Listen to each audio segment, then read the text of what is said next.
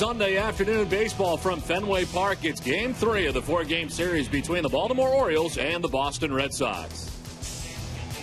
Hi again, everybody. I'm Don Orsillo. Welcome to Red Sox baseball. Well, today John Lester takes the mound, looking to fix what has been a tough start for Lester. Surprisingly, 0-2 so far this year after really dominating last year. We break down some of the numbers so far, and one of the most surprising numbers is left-handed hitters are hitting at .529 against Lester. He's had trouble with runners in scoring position, and if he does not throw a first pitch strike, he's run into trouble as they hit at .391 against him. Early problems for Lester has been a recurring problem. Tough to remember, he was 16-6 last year, but he struggled in his first start of 2008 as well, as he took a loss against Oakland, lasting only 4 innings and allowing 4 runs. We welcome in Jerry Remy. And Jerry, it's been a tough start for Lester, but a fantastic start for Kevin Youkilis. It really has, what players dream about. You know, Don, he has been so hot since the beginning of the season, and especially over his last 6 games, he has played outstanding baseball offensively. The .423 batting average over the last 6 games is 7 RBIs to go along with 3 home runs, and the on-base percentage of .483. You know, right now he is locked in, hitting the ball exactly where it's pitched. You look at the ball game last night, he gets a pitch inside, he drives it for the home run, and then later on in the ball game, he gets a pitch out of the over the plate and drives it up the middle for a base hit. So what he's doing now, wherever they're pitching him, that's where he's hitting the ball. And usually when guys are swinging the bat well, that's exactly what happens. You throw on top of that the fact that he continues to play outstanding defense at first base. Kevin Youkilis right now has been a star for the Boston Red Sox. Well, the Red Sox trying to keep it going. Their offense today, they'll be challenged by the Orioles starter, Koji Uehara's 2-0, but a 7.20 earned run average. We're back with the first pitch from Fenway after this.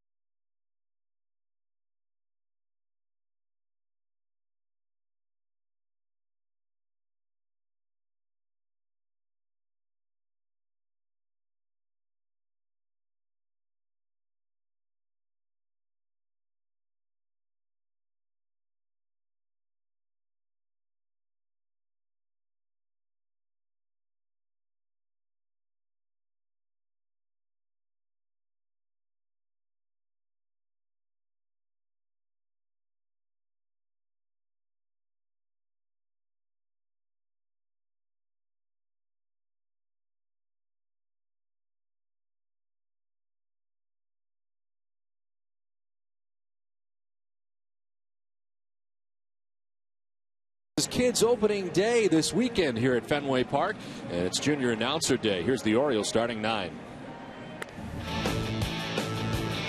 Hi, my name is Kayla Hammond from Camden, New Hampshire, and here's the starting lineup for the Baltimore Orioles.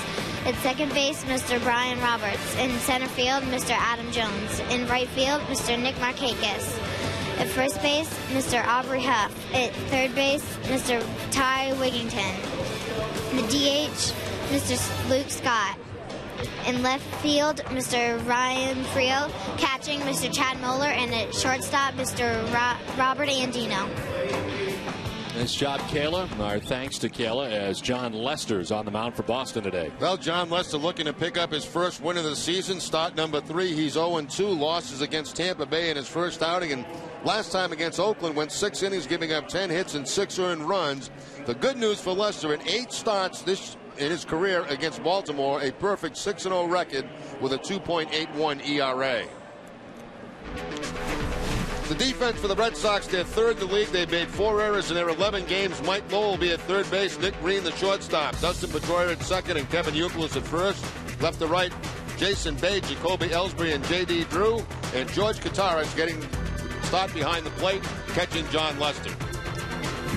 Brian Roberts in on the right side, and the first pitch of this one's in there for strike one, and we're underway. Well, what a great start for Brian Roberts to the season. He checks in hitting at .435. That's good for fourth in the American League to start the year. Youkilis is second in batting average in the American League at .467. Only Miguel Cabrera ahead of Youkilis at .488. This is ripped foul. Doug Eddings, a third base umpire, had to get out of the way first and then make the call. Yeah, there's a wake-up call for Doug Eddings very early in this game. Line shot down that third base line. Starts in fair territory, hooks foul, and Eddings has to get out of the way like a high inside fastball.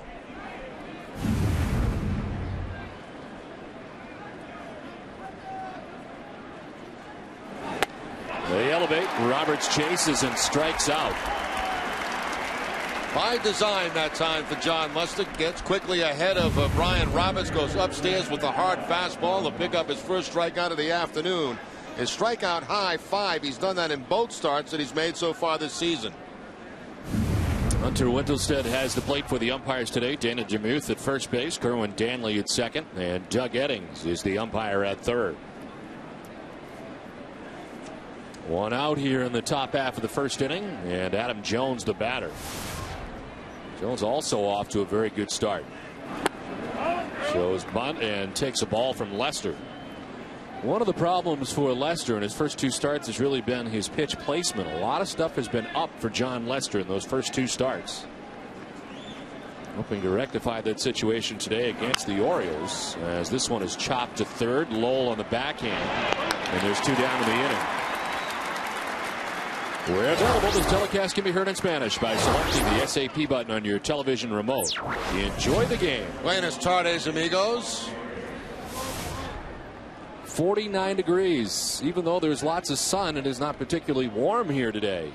In from center field at 13 miles per hour, the wind, and right now nothing but blue skies above. It's certainly better than the alternative, as there was a chance for precipitation earlier today. The key matchup is brought to you by Honda. Nick Markakis and Aubrey Huff against John Lester, who's waiting on deck, hitting a .279. This one chopped foul, and it's 0-2.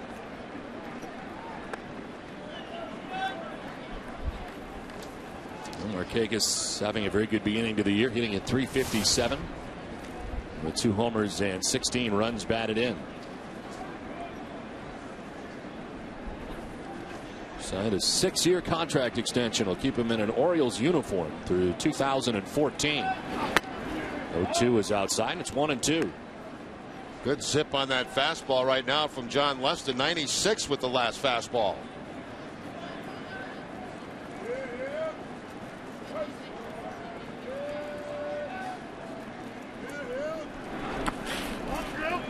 But that's one thing that really has not been a problem. The velocity appears to have been there the entire time. No, the pitches have been there. They just, the problem, as you mentioned, Don, at times they've been up in the zone. He's also had a couple of bloop hits that have gone against him that have hurt him in big innings.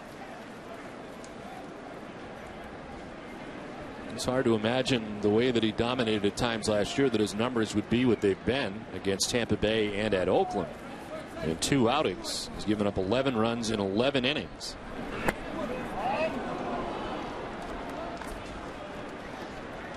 Important to get off to a good start today, as with 2 outs and the bases empty, as a full count to Nick Markakis. Aubrey Huff on deck. This one fouled off George Kataris. Well, Kataris making the day game after night game start here today, and did catch John Lester in an outing during the spring, so this is not unfamiliar territory, as Jason Varitek has the day off. Of course, you got the morning game tomorrow, and Jason will be back in behind the dish tomorrow for the Patriots Day game. Chopped right side. Pedroia on the high hop from the outfield grass. Throws out Markakis. A nifty 1-2-3 first for Lester. Red Sox coming up.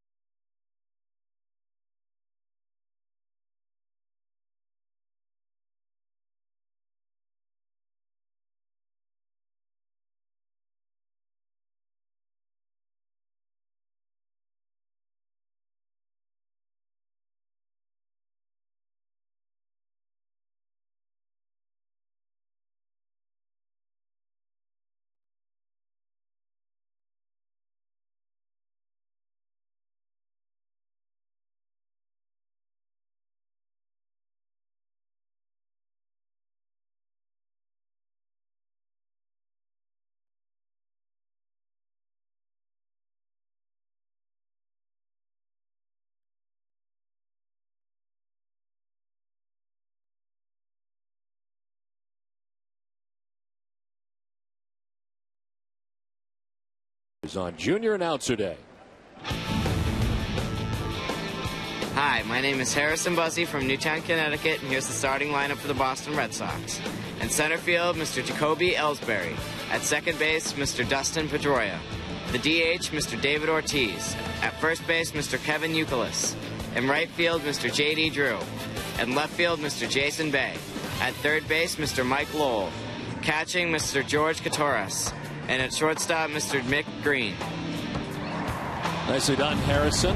Koji Uehara on the mound today for the Orioles. 9 years he pitched in the Japanese Professional Baseball League for the Yomiuri Giants. He has never faced the Red Sox, obviously. Winner in his first 2 games, although got roughed around a little bit last time out against Texas. In 5 innings, gave up 7 earned runs, but Baltimore won that game 10-9. Jacoby Ellsbury stands in and takes strike 1. Ellsbury at 217 so far, no homers and 3 runs batted in.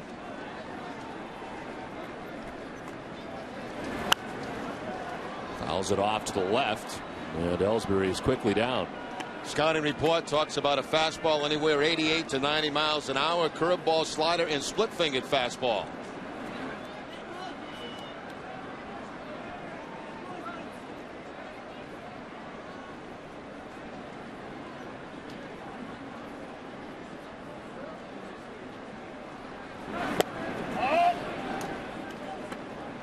Ellsbury's defense continues to be outstanding. He's not made an error in 184 games and 436 chances in his major league career. He passed Mike Greenwell. As this one out towards left center field, jolted pretty good. Back goes Friel. It'll take him to the track, but Ellsbury is out number 1. The Orioles defense 11th in the league, 7 errors in 11 games. Ty Wigington at third base, Robert Andino the shortstop, Brian Roberts at second, and Aubrey Huff at first. Left to right, Ryan Friel, Adam Jones, and Nick Markakis, and Chad Moeller doing the catching. 1 down here in the bottom of the first inning, and it brings up Dustin Pedroia. It's at 234 with a home run and a run batted in.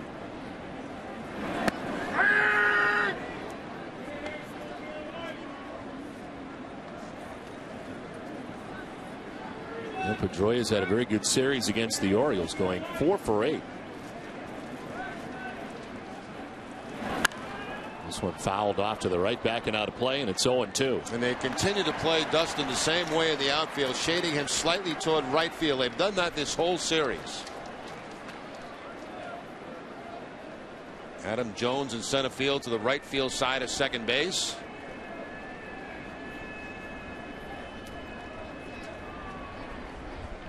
It's been tough to watch for Dave Tremblay in these first couple of games of this series. As Pedroia pops it up foul ground, Moeller and Wigington. Moeller with a diving bid in the stands makes the catch. Had to lean a row or 2 deep to reel it in, and a nice job by Chad Moeller. 2 down. Well, one advantage of having a chest protector on, you can go barreling into that wall and still be able to make a catch. Actually, the chest protector didn't help him that time, but a fine play by Chad Moeller. Not in the webbing of the glove, in the heel of the glove.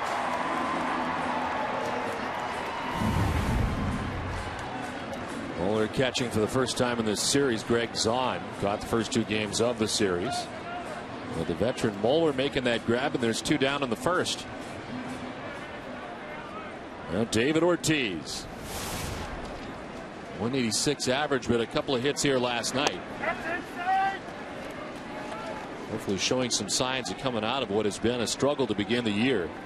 He was 2 for 5 here last night. His first multi-hit effort of the season.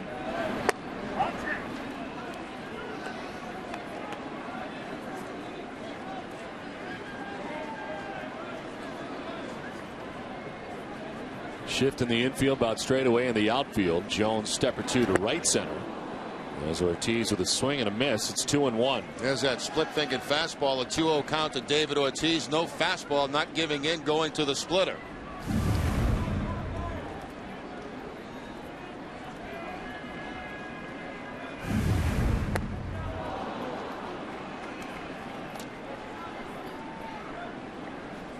It'll be a learning curve here for the Red Sox, first time through. Having never faced Koji Uehara. And just his third major league start. Strikes out Ortiz. Uehara with a 1-2-3 first, no score after one.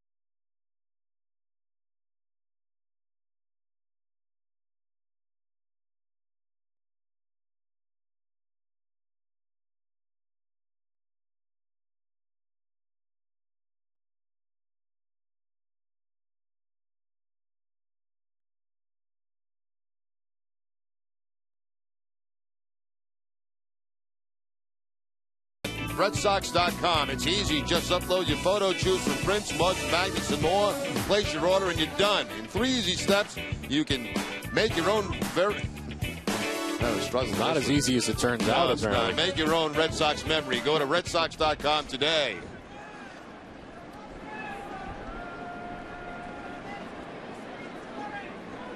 Scoreless as we head to the second inning as Aubrey Huff leads it off. For some reason on that promo, I always want to say Nesson.com. I don't know what it is. It's RedSox.com. You go to Nesson.com so often. This one is chop foul. Have you had a chance to check out my mailbag yet? No. Nesson.com? I have not. I hear all your smack during the game. Why do I have to read about it? Aubrey Huff, Ty Wigginton, and Luke Scott in the second inning. Elevates and Huff chases second strikeout for Lester. And second time that he's going up in the zone to pick up strikeouts in this ball game today, and by design.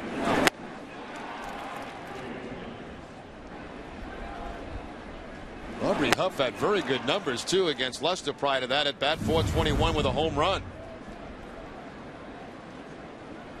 One out here in the second inning for Ty Wigginton. Another start at third base for Wigginton as Melvin Mora is on the DL for the Orioles. This one out towards left center field. Ellsbury will play it on a hop, and Wigginton, the first base runner for the Orioles for the first time today. Let's check in with Heidi Watney.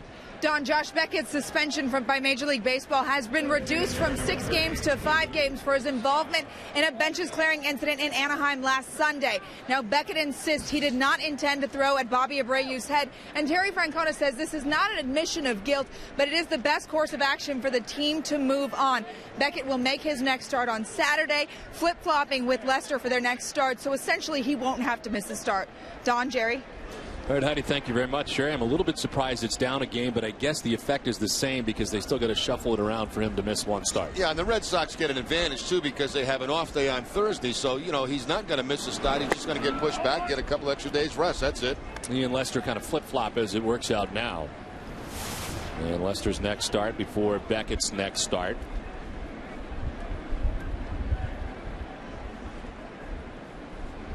The whole thing seemed to be a lot ado about nothing.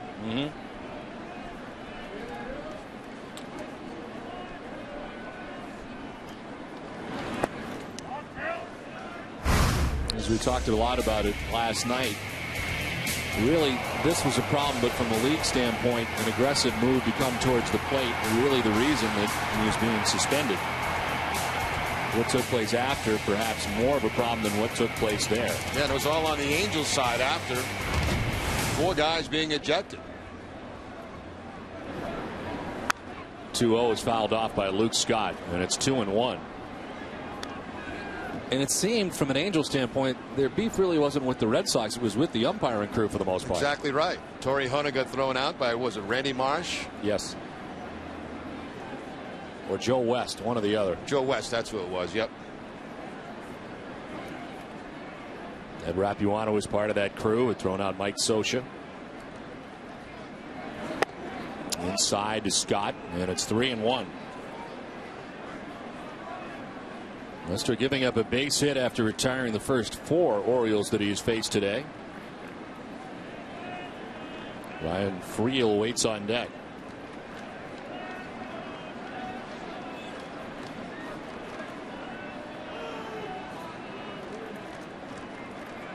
They got him picked if they can convert, as Wigginton gets caught in no man's land. He guessed and guessed wrong as he is run down for out number 2. That is the 3rd pickoff this year for John Lester. When you get caught like that in a rundown, probably the best thing to do is just continue to go to second base and hope that the throw hits you in the back. Instead, Wigginton decides to stop, gets caught in a rundown, and very seldom do you get out of that situation.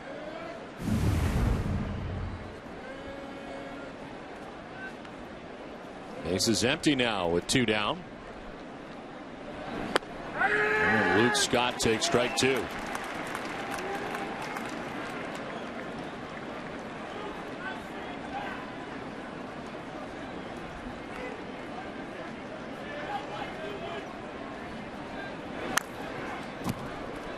Scott's kind of been a thorn in the side of the Red Sox from an offensive standpoint. He's done well in the 2 years that he has been an Oriole, coming over from Houston prior to the Miguel Tejada trade prior to last season.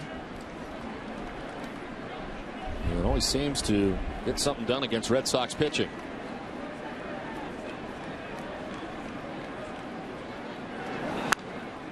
Putting in a good at bat here as he fouls off another. 95 that time from Lester.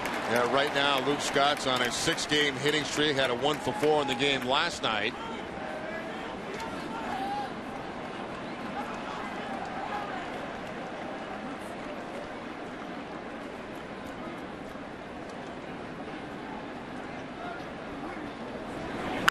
Two is wrapped down to first base. It'll stay fair, and Youkilis will tag the bag. Lester's back to being Lester.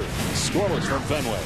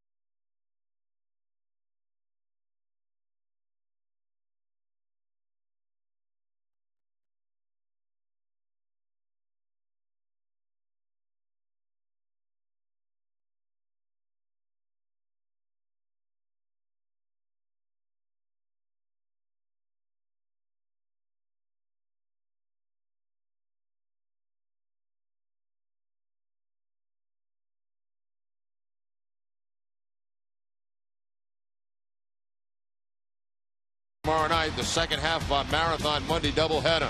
The Bruins took a 2-game-to-none lead in the series last night with a 5-1 win at the Garden. Join Catherine at 6:30 on WB Mason's Bruins Face Off Live for a complete preview and a recap of the series' first 2 games. First game, we'll enjoy it. Hope the Red Sox win one for you. A change defensively for the Orioles. Felix P.A. is in the game in center field. Adam Jones comes out. See if we get a report from the Orioles. But P.A., who had started last night's game, in center field right now. In a scoreless game. You know, last night, remember when Jones got hit by that pitch by Papelbon? I wonder if that had something to do with leaving the game early today. Youkilis leads it off here in the bottom of the second inning. Talked about Youkilis' start in the open. He hits at .467, 3 homers and 9 runs batted in. Second only to Miguel Cabrera of the Tigers as far as batting average goes to start it. And last night another fantastic night. What's been a great beginning. 4 for 5.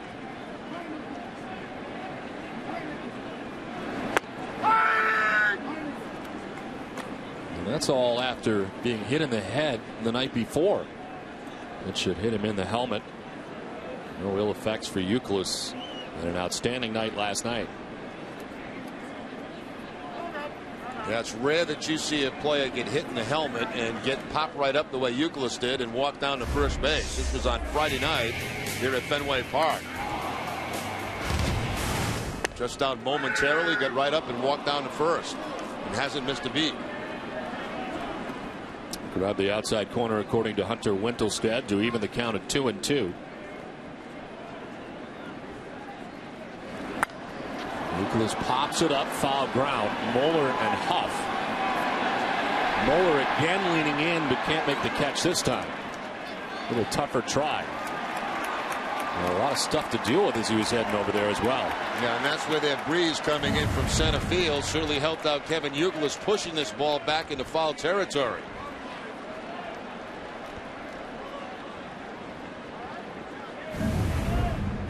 A lot of stuff there on the on-deck circle. Lead bats, donuts, pine tar. All that had to be danced around by Chad Moeller. Well, Youkilis with another chance here with the count of 2-2.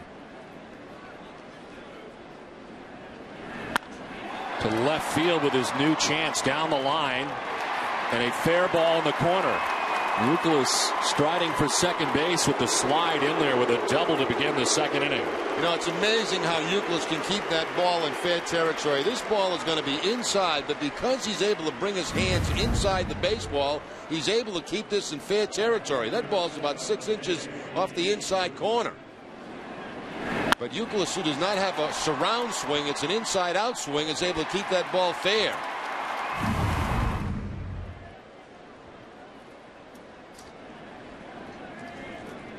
So the double for Youkilis to start the second inning, and here's J.D. Drew.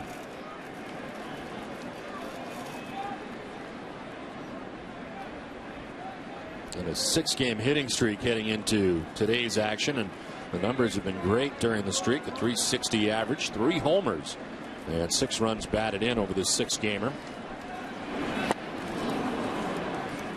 Split-fingered fastball to start J.D. Drew. J.D. right now looking for something he can pull. Try to advance Kevin Youkilis.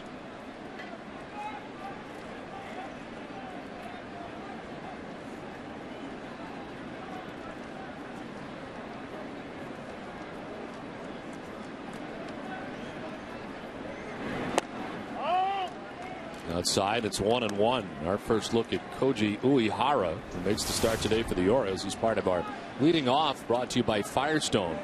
10 seasons with the Yomiuri Giants. Pretty impressive numbers in his first year here in the majors.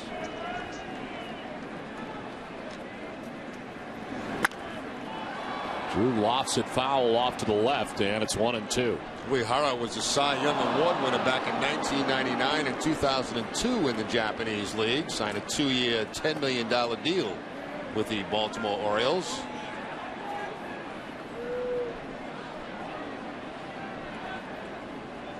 If I'm not mistaken, too, I think he was a teammate with Hideki Okajima on the Yomiuri Giants.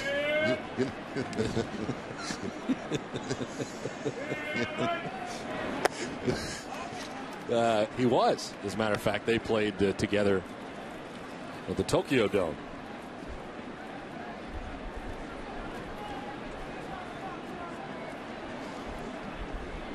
And we were looking forward all night to being able to say Koji Uehara today, something we were looking forward to. try to avoid saying it as much as possible. Koji sounds a lot easier to me.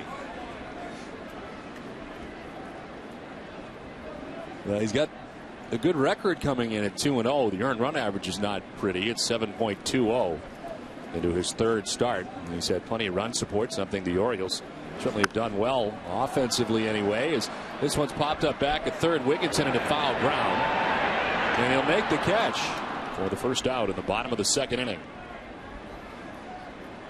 Everybody wanted to make sure that somebody was covering third, so there's like 6 Orioles standing at third base. 4 Orioles at the third base. Andino, the shortstop, Roberts, the pitcher was there, Koji, and also the catcher Mola. They got it covered. There's no way Kevin Youkilis was going to get to third base on that pop-up. Look at this. Just a little over the top. It was like a team meeting.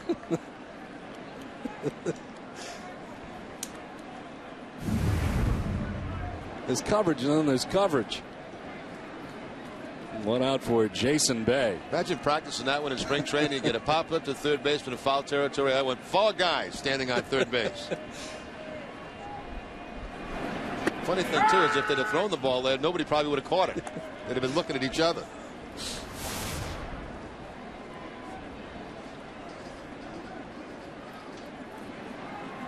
Jason Bay off to a 3-14 start, batting with Youkilis at second base and 1 down.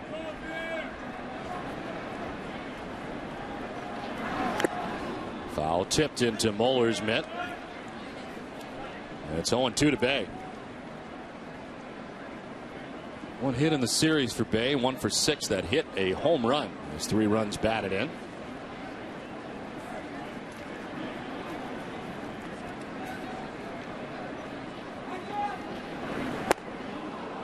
Uehara makes quick work at Jason Bay. Second strikeout for the Orioles starter. I mentioned strikeout high was 3, and that was in his last outing against the Texas Rangers. Already with a couple in this game. Just throws that fastball. Only at about 88 by Jason Bay, but good location inside corner.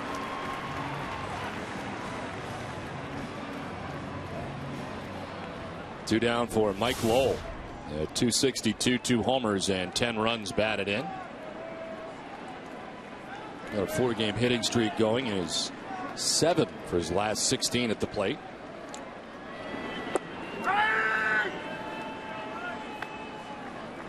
Well, the Red Sox, for the first 11 games of the year, collectively as a team, are hitting at 261. That is good for 7th in the American League, as that is climbing. After starting the season very quietly, the offense has really kicked into gear.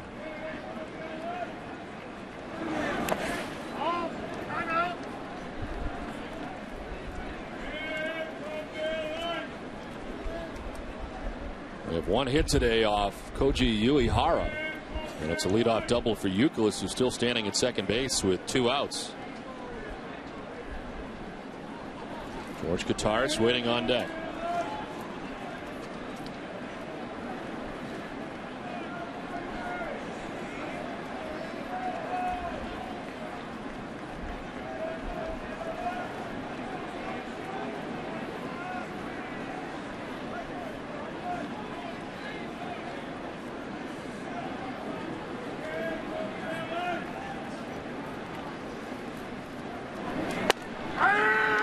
There's a strike, and it's 1-2 now to Lowell.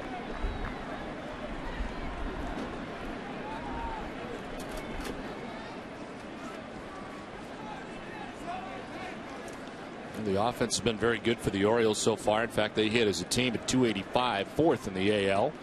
Pitching a different story. Earned run average up over 6 at 6.49.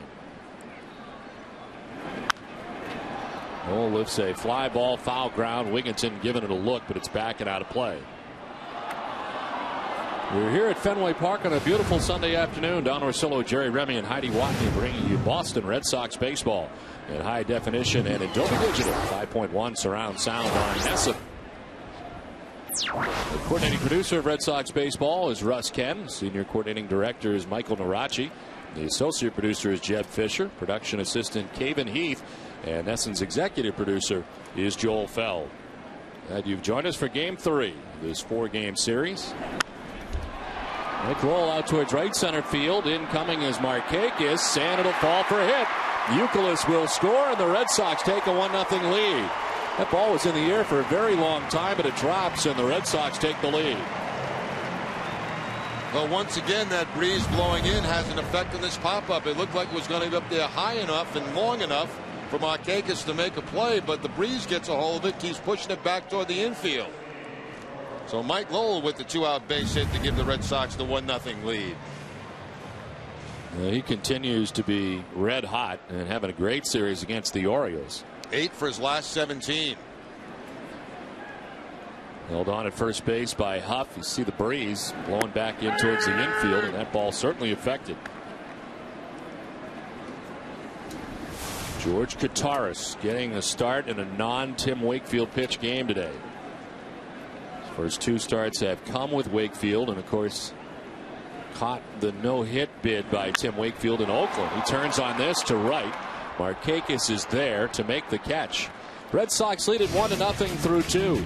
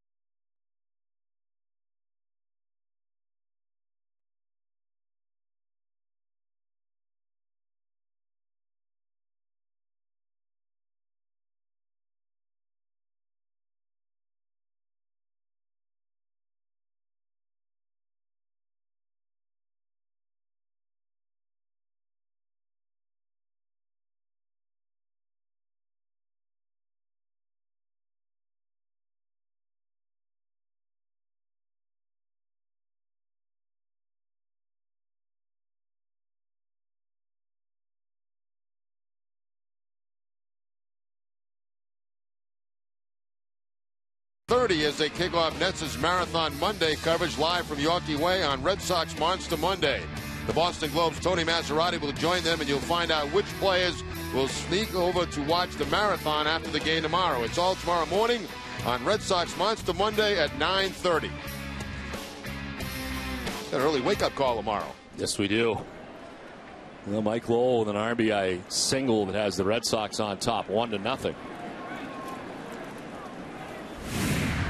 We often wonder, it is certainly out of our regular regiment to get ready for a game to have the morning game, but I can only imagine what it's like for a player to get ready for morning baseball.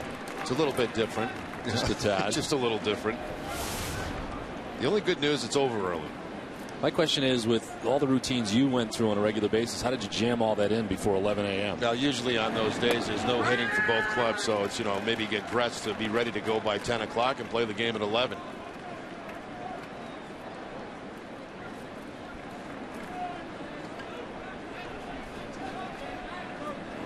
Ryan Friel leading it off and fouling it off, still 0-2.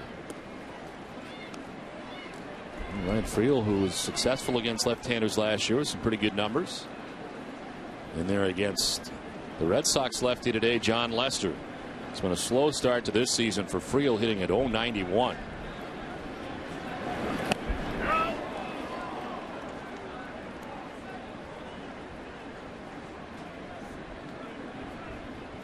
Friel, Moeller, and Andino. The bat here in the inning works out to be 7, 8, and 9.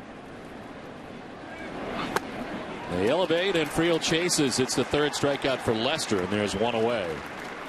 All 3 strikeouts for John Lester have been on the same pitch, high fastballs. So once he's getting ahead of these Baltimore hitters, they're chasing and helping out.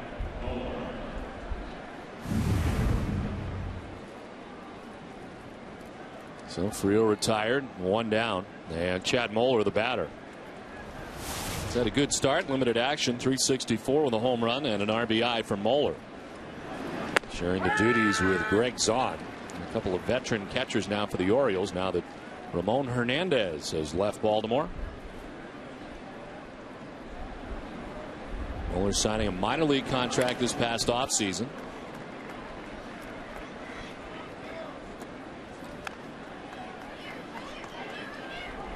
Moeller actually opened spring training as a member of the Nationals and was released March 10th, signed by the Yankees as a free agent at that point, and now ends up with the Orioles to start the season.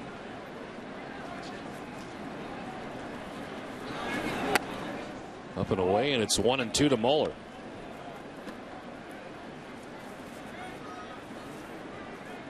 Last year he had 3 different stints with the Yankees, total 41 games, 25 starts. Of course, Jose Molina was there in the absence of Posada last year, so they tried a couple of different things, but Moeller up with the Yankees 3 different times. Yeah, Molina ended up doing the bulk of the catching for the Yankees once Posada went down.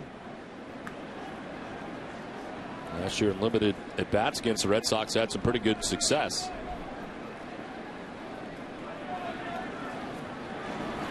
Not this time. Down on strikes, back-to-back Ks for John Lester. 4 strikeouts already in the ball game for John Lester. The first on a curveball. All the other 3 have been on fastballs. This time the breaking ball for the strikeout. So Lester very sharp here in the first couple of innings.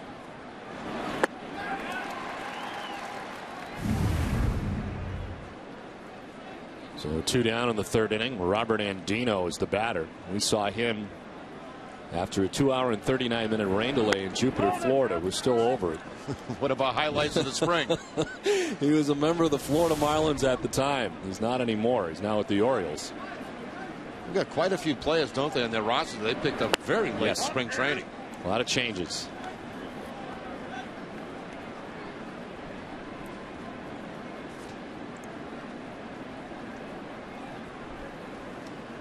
Andino's first appearance of the series. To right field. See if the wind knocks it down. Drew coming in, and he will dive and not make the catch. Able to keep it in front of him nicely, though, and then tries to throw behind Andino. Wind will be a factor as this one gets knocked down. Yeah, nice effort here by J.D. Drew as he one-hops into the glove and then takes a peek up. He sees that Andino had rounded first base quite far and tries to get the throw behind him to get the out. Second Orioles hit of the day. Andino was traded in exchange for Hayden Penn, the right-handed pitcher.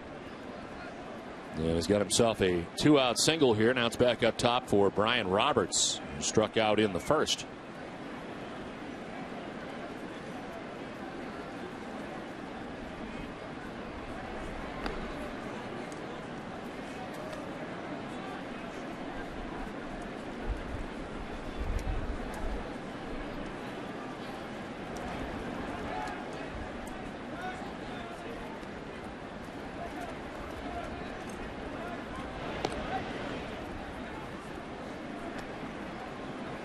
Four strikeouts for John Lester through 2 2/3. It's been more Lester-like here today after 2 tough outings to begin the year, coming in at 0-2.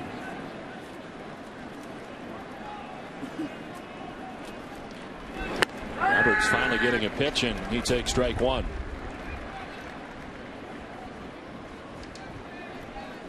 Mentioned the Florida Marlins and their start so far this season. They're now 10-1 out of the gate in what appears to be a very tough National League East. Didn't imagine the Marlins would be on top of that division, though. You get the defending world champion Philadelphia Phillies, improved Mets team. Andino takes off as this one gets away from Kataris, and Andino into scoring position now with 2 down. This sweeping breaking ball that time from John Lester. It bounces to the left of Kataris, and Andino moves into scoring position. You're talking about that National League. You got the Marlins at 10-1, and you've got at the bottom of the pile the Washington Nationals at 1-9. They're almost eliminated already.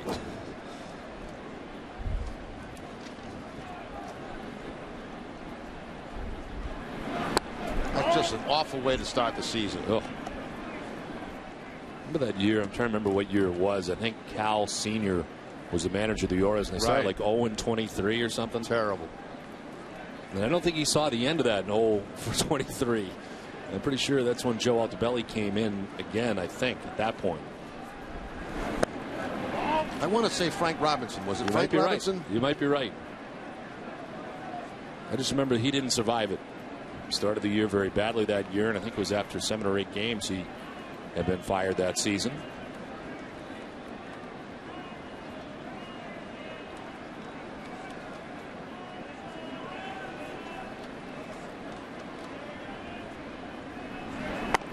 Ball 4. And Roberts down to first base. If you're looking for a new way to entertain valued clients and treat family and friends to a memorable night at Fenway Park, check out the Boston Red Sox premium lineup. Available game experience includes Legend Suite, a Green Monster party for 10 to 27 people.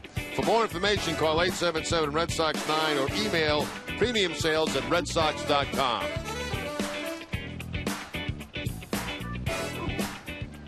Two outs here in the top of the 3rd inning. First bid here really for the Orioles having a chance. With the Red Sox on top 1-0 with 2 outs. Andino singled, now a walk to Roberts, the first given up by Lester. And here is Felix P.A., who bats for the first time, took over for Adam Jones in center field last inning. P.A. got a start here in last night's game. Acquired from the Chicago Cubs for pitcher Garrett Olson. Split last year between the major leagues, the Cubs and AAA Iowa.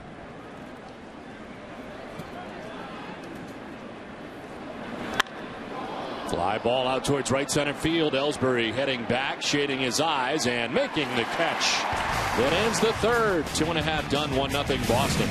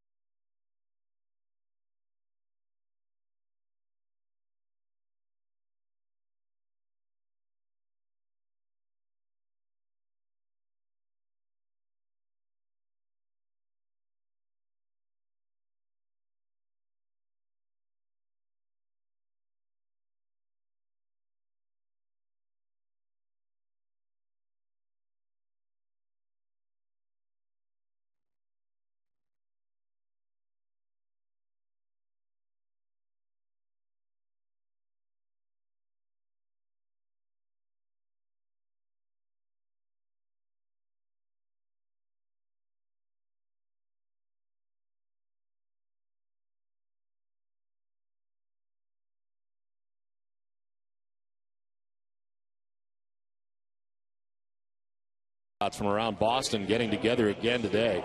Great to see Wally, my old friend Paz, who is here from the Paw Sox, and none better than Elmo throughout the first pitch here before the ball game. Great to see them all. Elmo looked like he had rotator cuff surgery. He looks to be 3/4 now. He used to be over the top. Yes, he was. Well, kids enjoying it today and enjoying this weekend as the Red Sox have enjoyed this series so far against the Orioles. Nick Green leads it off in the bottom of the 3rd inning.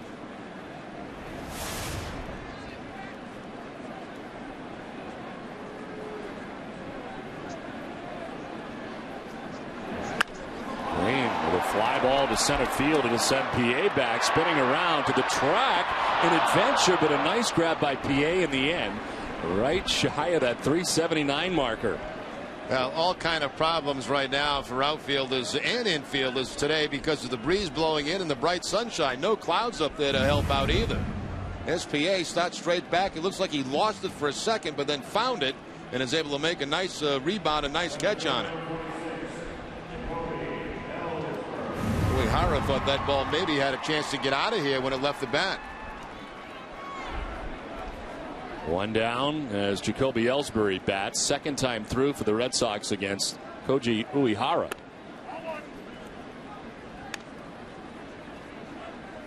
Ellsbury hit one to deep left field first time up. Went to the warning track. Ryan Friel out there made the grab.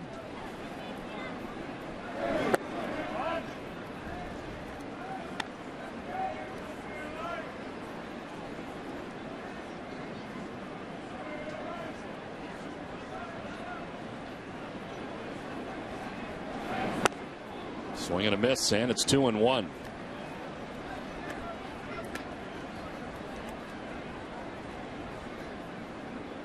Red Sox getting their run on an RBI single by Mike Lowell in the second inning that scored Youkilis from second base. Ellsbury again to left. Back goes Friel again, and this time it's going to grab the wall. The ricochet played by PA. Ellsbury will turn second and throw the brakes on. He's got a one-out double. And again heading to left field with that bid. Yeah, he got a ball up and away, and he plants it off that left field wall. Meet the pitch zone. You see this pitch up above and out of the strike zone, but it's something that Jacoby Ellsbury could elevate and get off that left field wall. It bounces by the first guy, Ryan Friel, backed up by PA. He drops it, but Ellsbury stays at second base. Just for a while, it looked like Ellsbury had thoughts of going to third.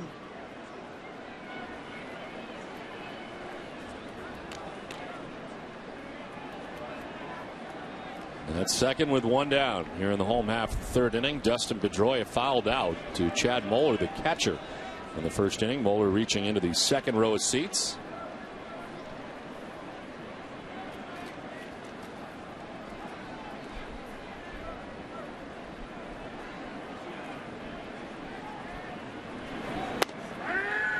And strike one to Pedroia. Uehara ahead again.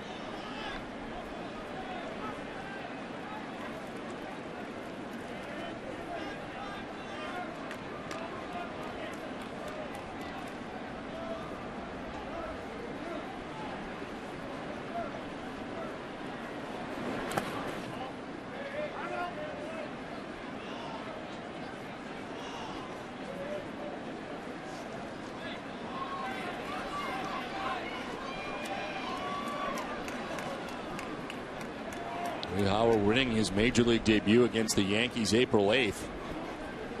Worked in 5 innings.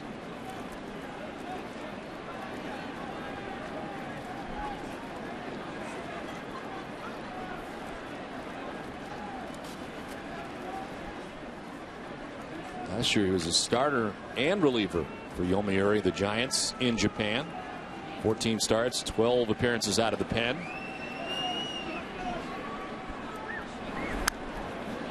Out straight back, and it's 1-2 to Pedroia. Missed a couple of weeks during spring training, had a strained hamstring. And pitched, of course, for Japan facing the Dominican Republic World Baseball Classic team March 4th.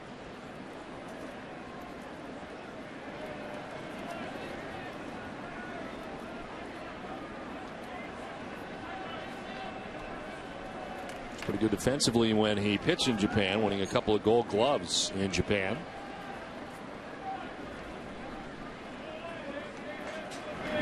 Pedroia lines one, caught at second by Roberts. It was tailing away, but he reels it in, 2 down. Ball hit very well by Dustin Pedroia, right in the button, but Ryan Roberts a couple of steps to his left, going to the outfield grass to take the base hit away. Spins around, takes a look, see if there's any play at second base, but no play.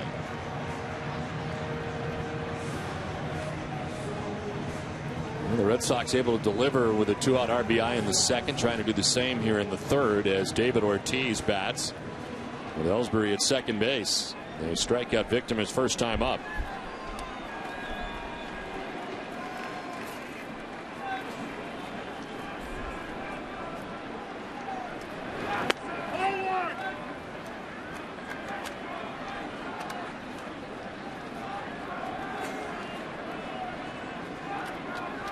Uehara has allowed 3 hits so far, 2 doubles, 1 for Youkilis, 1 for Ellsbury.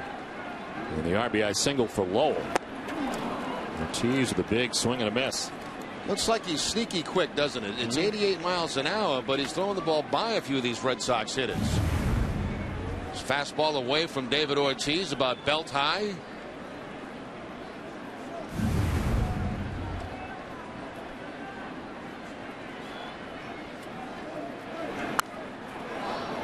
Crowds Ortiz that time, and Ortiz gets a piece, 1 and 2.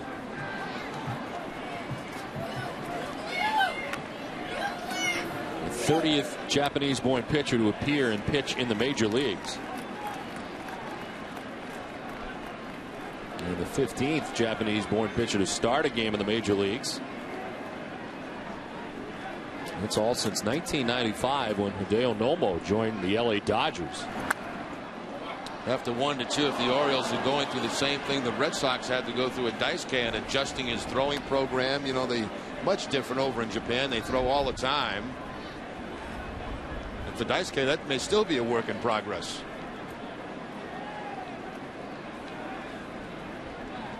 Totals for Daisuke Matsuzaka, 63 games started since coming over.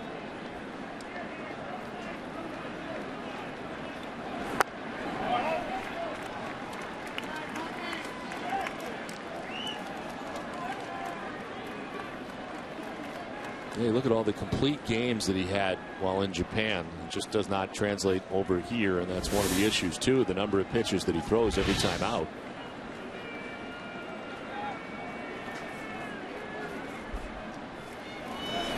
This one fouled off. Jim Palmer brought up a good point too before the game. The biggest problem so far for Uehara has been the change in the baseball, which is something we've talked about in the past. The baseball they use in Japan different from the one used in the major leagues, which is part of so many adjustments these guys have to make when they come over. The Hall of Famer, a couple boosts down from us.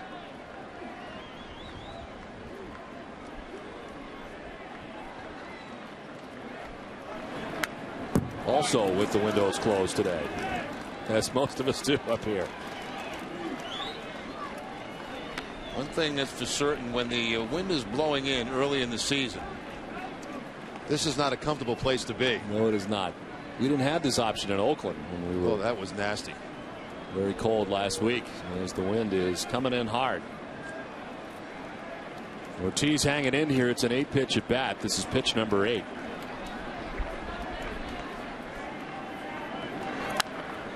And it's popped up foul above us.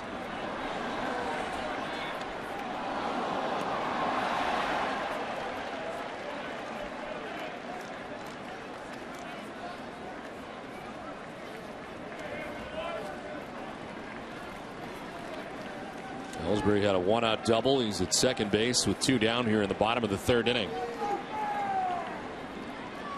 52 pitches for Uehara with 2 outs in the 3rd. Ortiz chops it to first. Huff will take it himself, and Uehara out of the jam. He played 3. It's 1-0 Boston.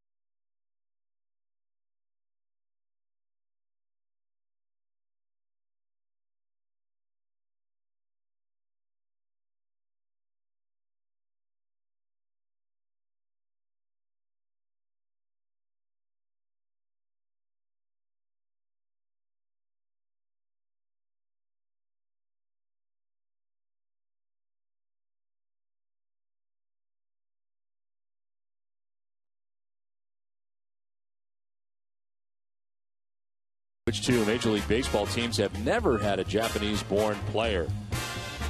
We'll have the answer for you a little bit later.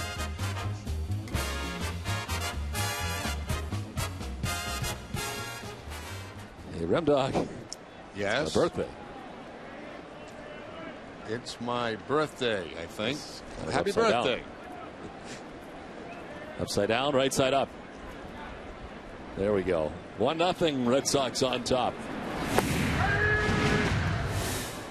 John Lester just throwing his 45th pitch of the day. Nick Markakis leading it off in the 4th inning. Markakis, Huff, and Wigginton bat here for the Orioles. The league leaders are brought to you by Olympia Sports. I mentioned it's been a very good start for Nick Markakis at a grand slam here the other night. And Markakis was 16, sets the pace in the AL.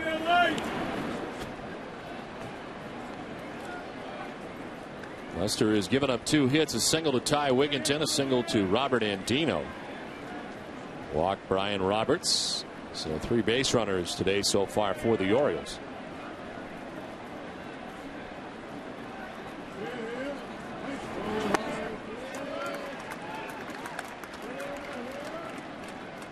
Lester with 4 strikeouts through the first 3 innings.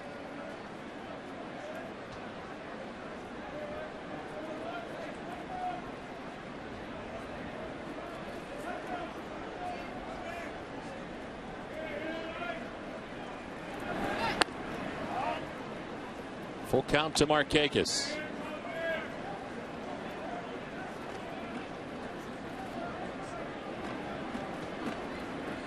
To Markakis, it'll be Aubrey Huff and then Ty Wigginton.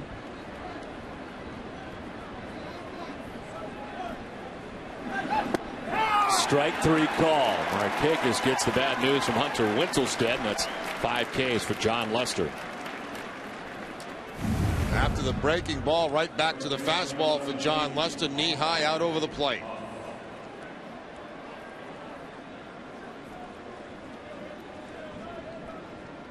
I think Markakis kind of realized after the call, really didn't have much to complain about. Pretty good pitch there by John Lester. Real good pitch.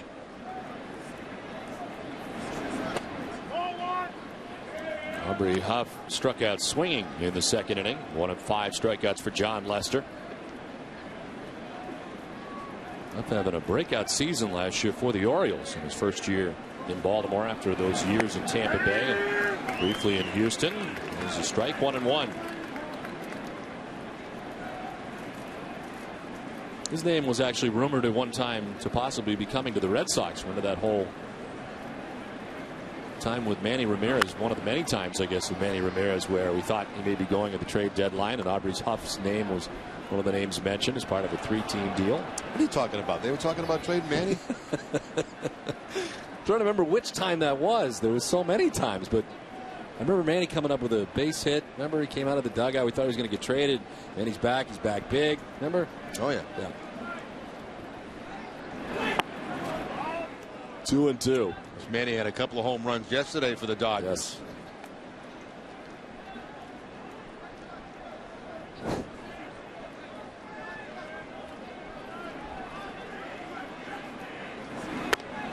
Won't be too long before he'll be returning to the Cleveland Indians. They'd like to finish his career. He'll play there a couple of years and then he'll want to return to the Red Sox. Ty Wigginton waiting on deck.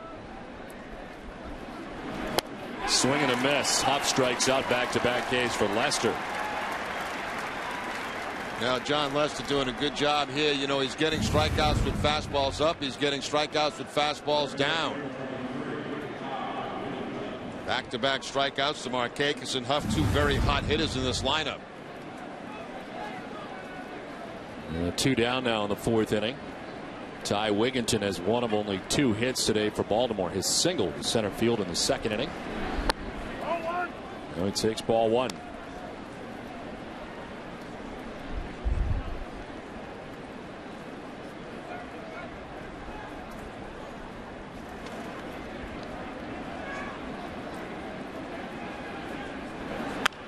Line right to the shortstop, Nick Green. 1-2-3 inning for Lester. A 1-0 Boston lead.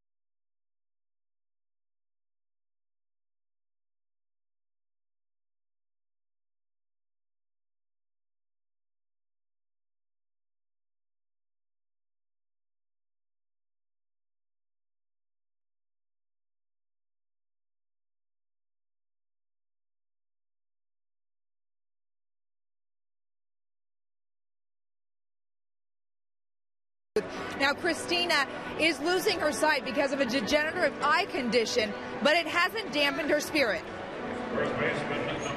Well, I think just I really like talking, and that's definitely one of my to-dos. And then I think that just having to see everything, and Red Sox are my favorite sports team, and being a broadcaster, I'd be in the know, and that'd be a lot of fun. Well, she is here with us today, and we are delighted to have her with us this afternoon. Her entire family coming from North Conway, New Hampshire. And her dream to be a sports broadcaster, not just anywhere, but right here on Nesson is what she wants to do. And hopefully someday we can make that happen for her. But we're glad she is with us today and had the chance to meet one of her heroes for sure, and Heidi Watney. That's what she wants to do. She wants Heidi's job eventually. But she is enjoying today here with her family. And we want to thank Yvette Emery from the Shooting Star Fund from Mount Washington Valley for letting us know about Christina DiPietro and her entire family, and we're glad she's with us today. And she's giving us some good advice up here. Very good so far. You know, she's had animals that she's named after some of her favorite Nesson people. She had a mouse named Hazel May at one point, she tells us, and Tina Cervasio is her guinea pig as we speak. So this is all good stuff.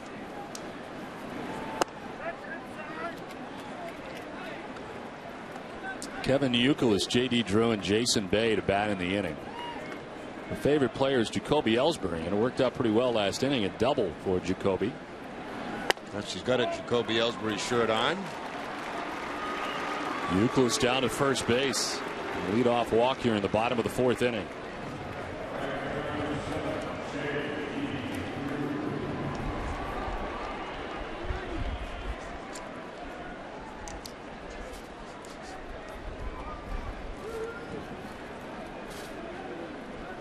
First walk given up by Uehara of the day, and here's J.D. Drew. Drew fouled out to Ty Wigginton in the second inning.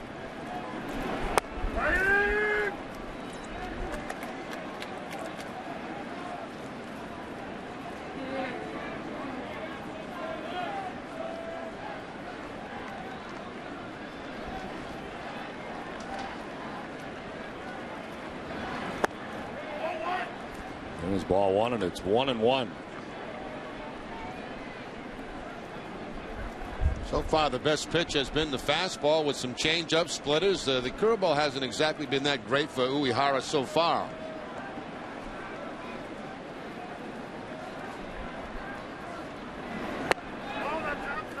Two and one, it's away, as you heard Hunter Wintelstead bark out that ball two. Not only just that it was ball two, but it was outside. For anybody that had any doubts?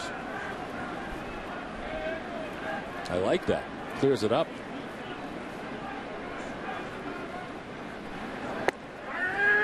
That's a strike, and it's 2-2.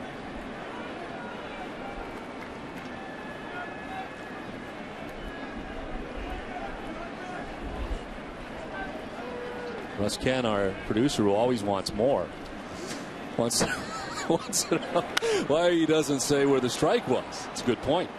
Ty Wigginton into foul ground off third for the first out of the fourth inning. Now he wants the answer to the Aflac trivia question. Here it is. Yes, the Aflac trivia question asked about it at work.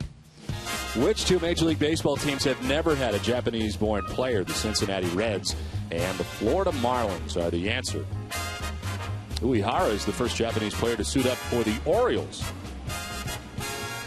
Actually, I didn't realize there were that many. Yes. I thought there would be more teams than that. By the way, for the umpire to be calling a strike, you know, it's a third of an inch inside, right, inside part of the plate. It's a little much. Too much? We just like to know. And he's going to tell us about balls. Maybe he should tell about strikes. It's inside, says Hunter Wintelstead. You go stand in that batter's box, and you have him tell you that you're on strike three on a ball that was a third of an inch on the outside corner.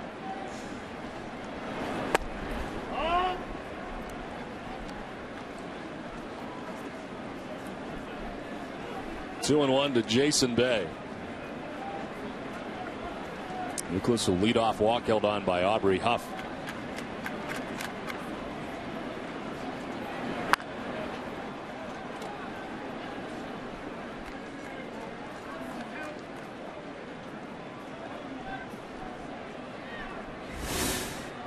Mike Lowell waiting on deck. Boston batting in the bottom of the 4th inning. We are 67 pitches deep. Taking a little extra time back of the hill.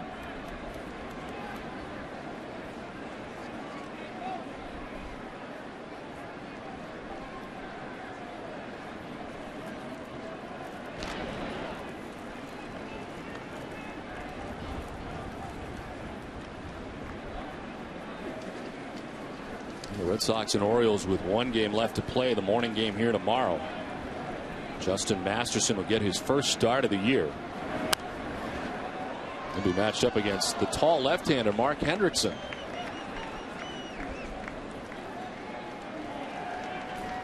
Of course, Masterson going 4 innings in that relief appearance in Oakland, getting him ready and prepared for this first start of the season.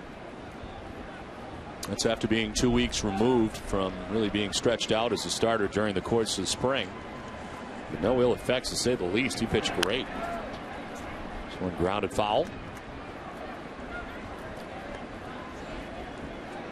There is Justin Masterson next to the Tuckster.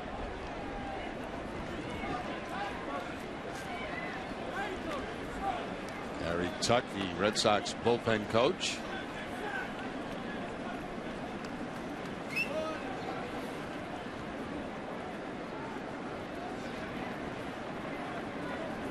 Two to Bay.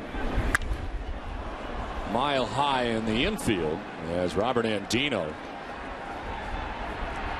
makes the catch for the 2nd out of the inning. Tomorrow night, before the Bruins and Canadiens face off in Game 3 of the Eastern Conference quarterfinals, celebrate the rich tradition, vibrant characters, legendary arena, and passionate fan base that have defined the last 85 years of Boston Bruins hockey. Check out the history of the Boston Bruins tomorrow at 4:30. Only on NESN.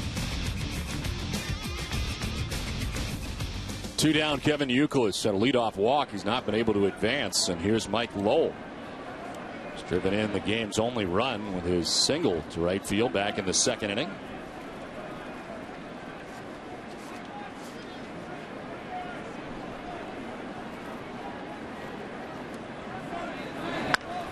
To center field, PA.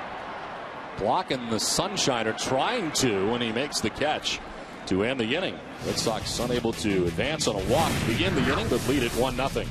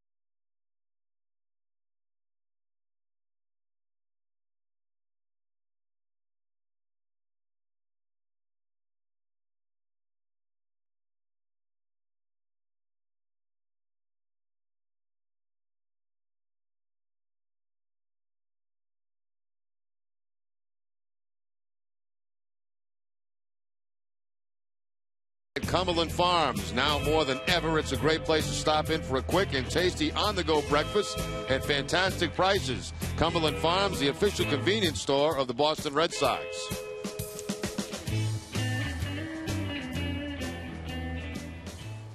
Tight game here today as we head into the 5th inning with the Red Sox on top 1-0.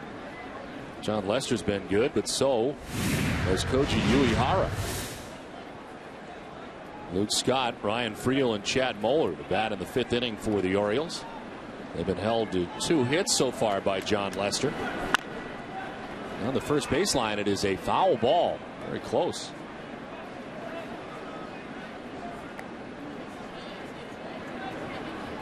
.60 pitches for Lester, who heads into the 5th inning. His first 2 starts, a 5-inning effort against Tampa Bay and a 6-inning effort at Oakland.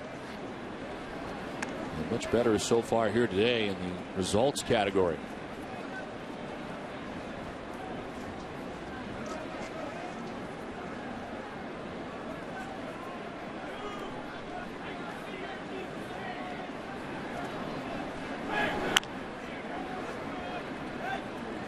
Well, John Lester already with a season high in strikeouts with the 6 strikeouts so far this afternoon. Had 5 in his first 2 starts. 16 wins a year ago, finishing 3rd among left-handers behind Cliff Lee, who won 22 games, and Joe Saunders, who had 17.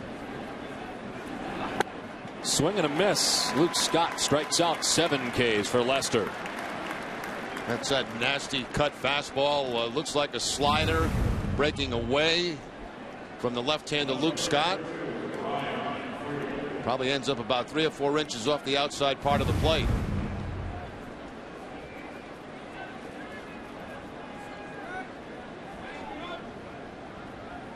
One out for Ryan Friel, a strikeout victim in the 3rd inning. He went swinging.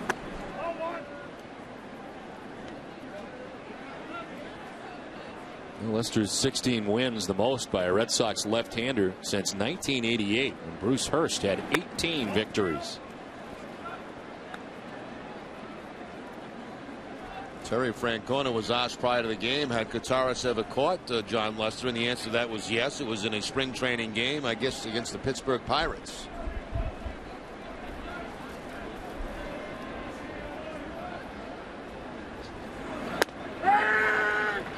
In the beginning of the year, we heard a lot during spring training that this scenario would take place more often than it has in the past. Jason Varitek getting more days off in the day game after a night game scenario. As this one is chopped foul outside of 3rd, and less games this year for Varitek was something that they thought would be advantageous for Varitek. And this is the first time we have seen that take place. This game, the first non-Tim Wakefield caught game by Kotaras.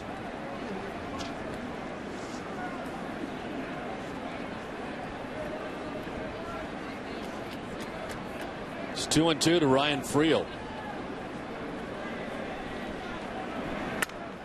Popped up right around the mound. Lester's vacating the area. Down comes Lowell to make the basket running catch. Now, who would have had an easier play on that, do you think? John Lester? John Lester, probably. He got out of the way immediately, and because of that breeze, Mike Lowell really had to hustle to get to that pop-up. Lowell not able to get those sunglasses down in time, had to battle the sun, the wind. John Lester couldn't see it. That's why he peeled off.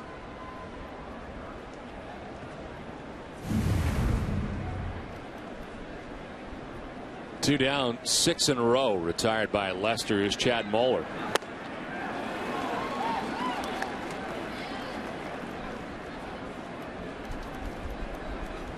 Been a lot of that. A lot of swinging and missing for the Orioles against John Lester. He's got 7 strikeouts with 4 1/3 here so far today.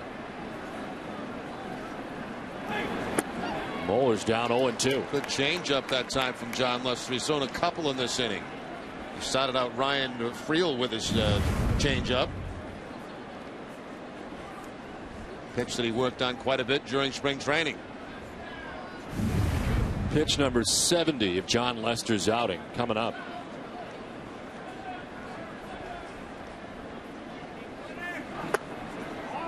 The numbers are very impressive for Lester against this particular team. Against the Orioles, he is 6-0 with a 2.81 earned run average.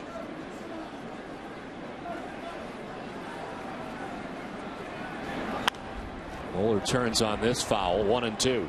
Where can you score the best Red Sox gear in town? Check out BostonGlobeStore.com. The Boston Globe Store has everything for the diehard fan: autographed memorabilia, Red Sox photos, souvenirs, and more. Shop online, shop anytime. Shop BostonGlobeStore.com.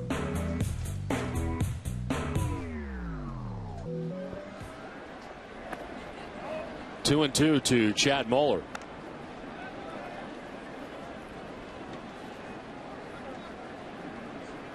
Robert Andino waiting on deck. Orioles batting here in the top half of the fifth.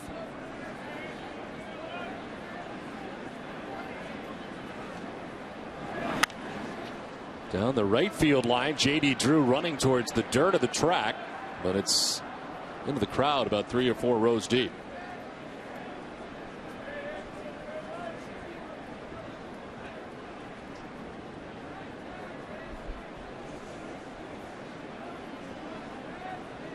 Home has always been a pleasant place for John Lester. He was 11-1 in 17 starts at Fenway Park last year. He's tied with Mike Mussina and Mark Burley for home wins last year. Grounded to third. Mike Lowell to his left. Lester's got himself another 1-2-3 inning. Halfway through this one, the Red Sox lead it 1-0.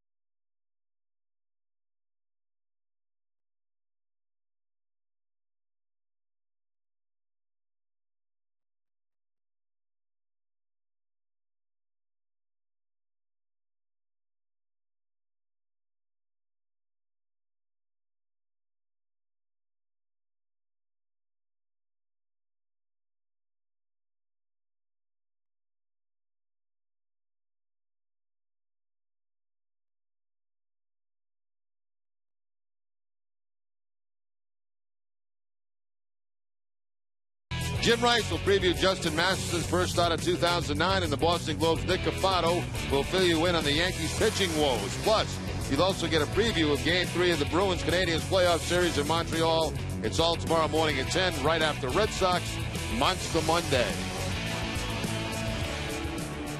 We play along to the bottom of the fifth inning with the Red Sox on top 1-0. Trying to get to Koji Uehara. George Kottaras, Nick Green, and Jacoby Ellsbury will do their best here in the bottom of the fifth inning. Uehara at 71 pitches as he toes the rubber for the fifth. And strike one to Kottaras. Flight out to right field first time up.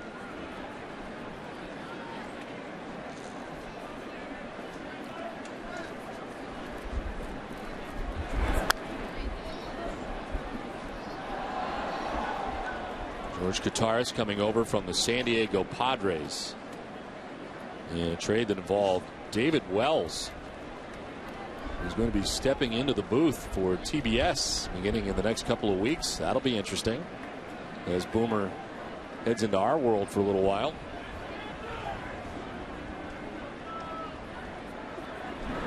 Go to a swing and a miss, and Kottaras strikes out. It's a third strikeout for Uehara.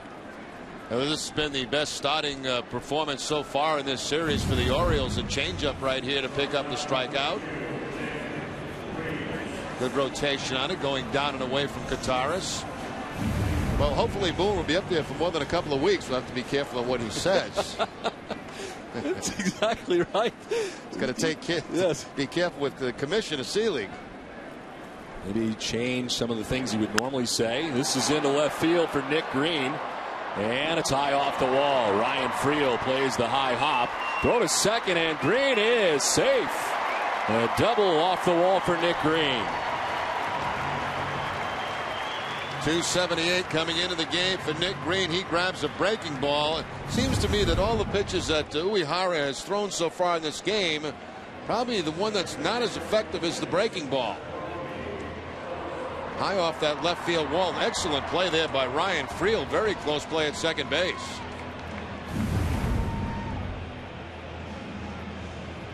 So one out, Nick Green at second base, and Jacoby Ellsbury has hit the ball hard twice. He hit one to the warning track, but was retired in the first inning in left field, and a double to left off the wall in the third.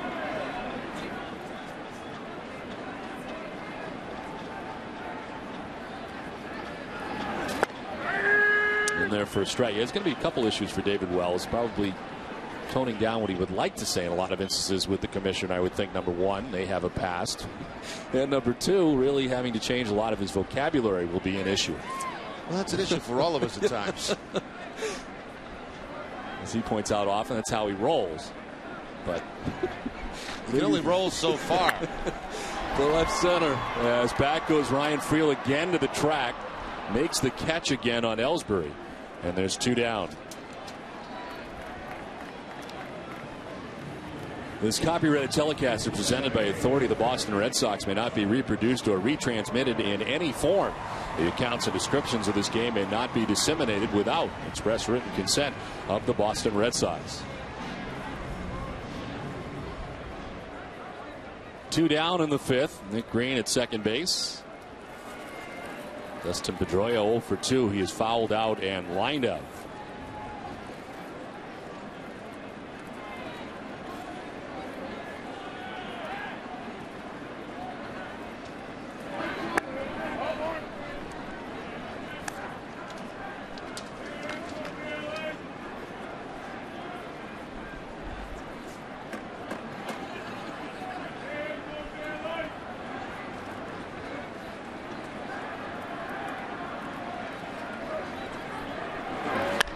Pedroia lines it into center field, a base hit.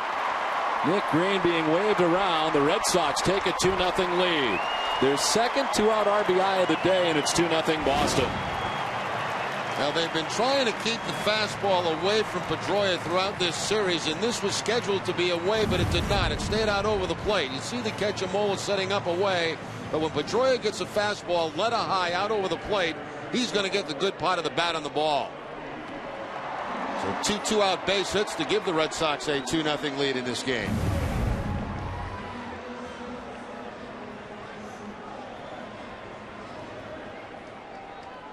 Now David Ortiz struck out swinging in the first inning, grounded out to first base in the third. He's 0 for 2.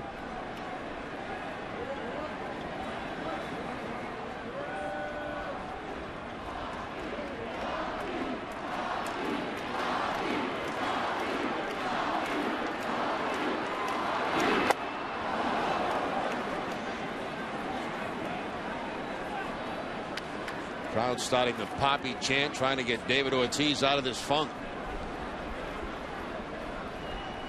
Only one extra base hit on the season for David Ortiz. Game number 12 of the year. And he's down 0-2.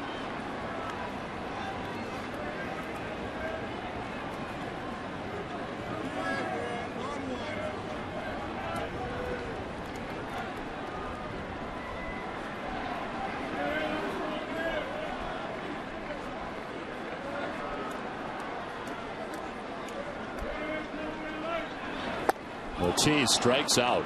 Uehara with his 4th K. Red Sox pick up another run, lead it 2-0.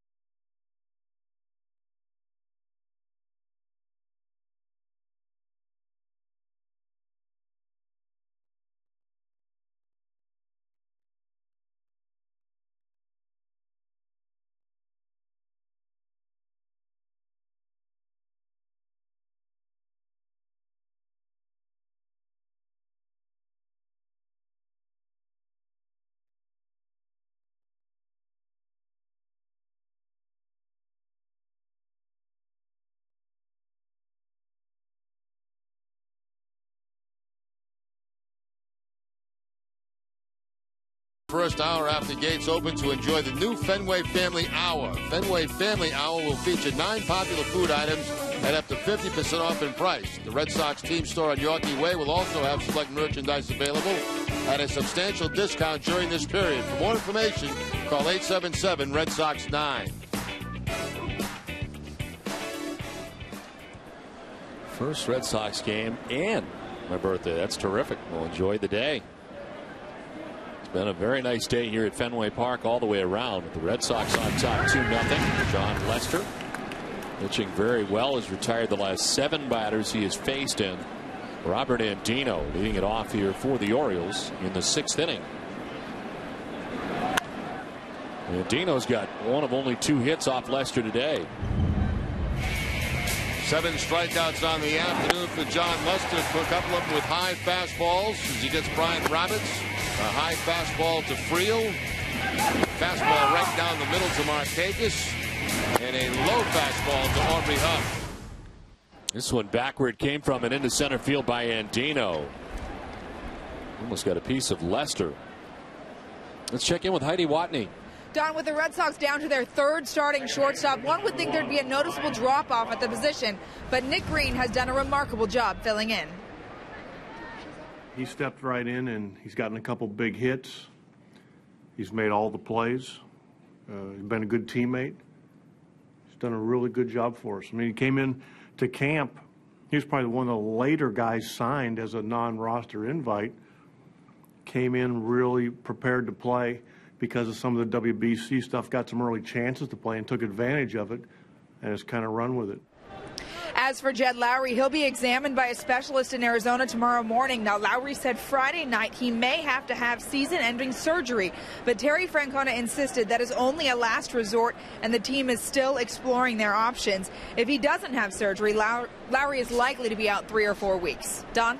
All right, Heidi, thank you very much. We'll wait to hear about the 3rd visit for Lowry to another specialist and determine the course of action. But Nick Green has been exactly what the Red Sox needed. He spent all of last year at AAA in the Yankees organization in Scranton, and trying to find his way back to the big leagues, and had one of the most impressive spring trainings from an offensive standpoint we've seen in a while. He's been solid, to say the least, at shortstop.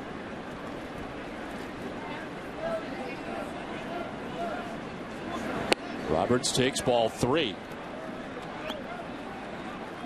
He has struck out and walked.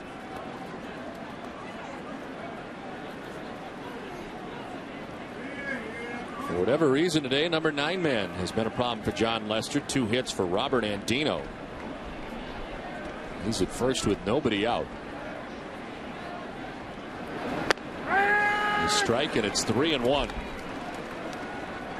A bloop base hit for Andino in his first at bat. The second at bat, a ground ball right back up the middle.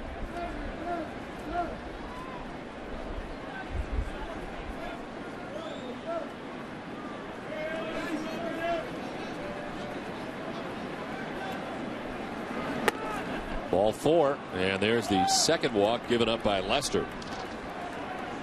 For every Red Sox game that goes into extra innings and the Sox earn a save, CVS Pharmacy will donate $500 to Children's Hospital Boston. CVS Pharmacy is the official pharmacy of the Boston Red Sox. Well, the 2 walks Lester has surrendered both to Brian Roberts. The Orioles all of a sudden with 2 on, nobody out here in their half of the 6th inning. Felix P.A. took over for Adam Jones, who left the game after an inning today. P.A.'s only at bat, but fly out to center field back in the 3rd inning. In there for strike 1. Lowell and the Red Sox expecting a bunt as Lowell came down the 3rd base line. Orioles trying to push a couple of men in the scoring position in this 2-0 ball game.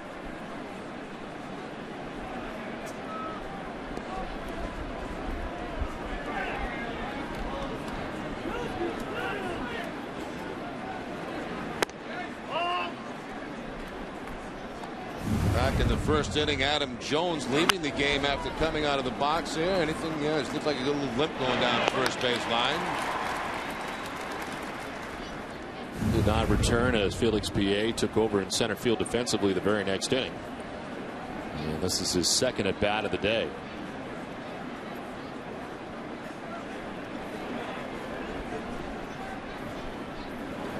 bunting this time as he swings away and lifts one foul back to the seats.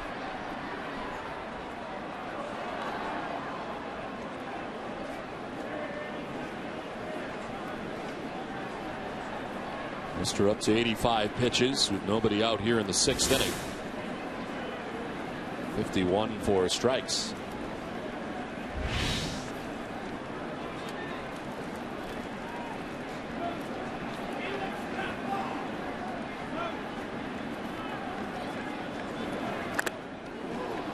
This one fouled off. They got a piece of Kataris on the way by. 1-2.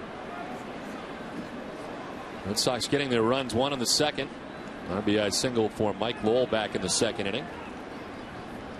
And an RBI single by Dustin Pedroia in the 5th inning. And that's all the Red Sox have been able to mount off Uehara through the first 5.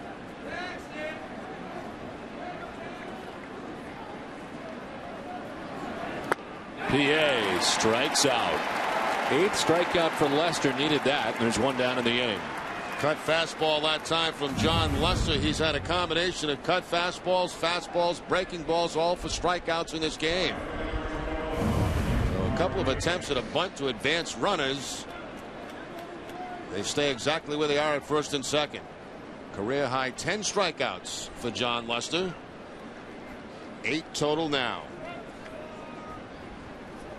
1 down, 2 on, and Nick Markakis was 0 for 2. Grounded out in the 1st inning, struck out looking in the 4th inning.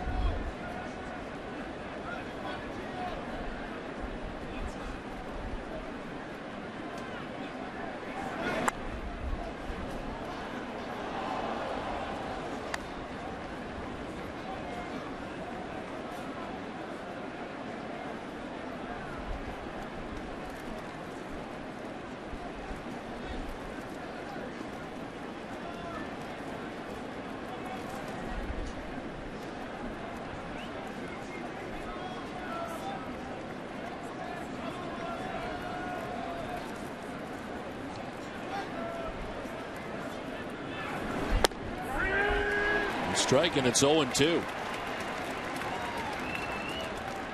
Nick Markakis, a 1st-round pick by the Orioles, 7th overall pick back in 2003. And the Orioles have wrapped him up for a long time. He's got a 6-year extension through 2014. Last year hit at .306, 20 homers, 87 runs batted in. Did he go? No, says Doug Eddings.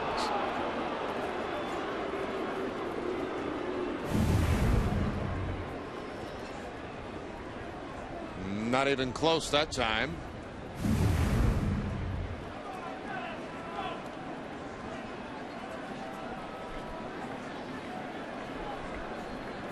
Dino at 2nd, Roberts at 1st, 1 out. Saw the outfield straight away.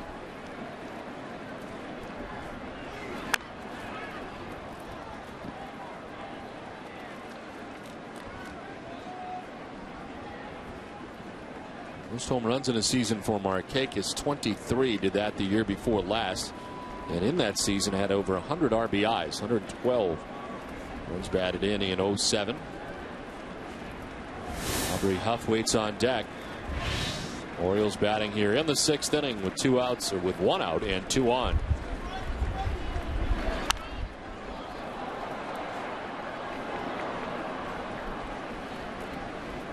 So far in this at bat has been all fastballs with the exception of 1 cut fastball from John Lester. Struck him out on a fastball back in the 4th inning.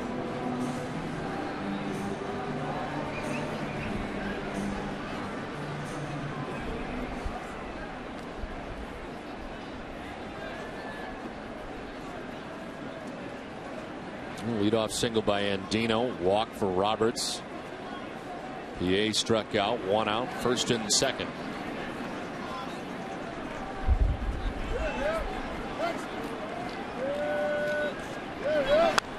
Markakis fouls off another.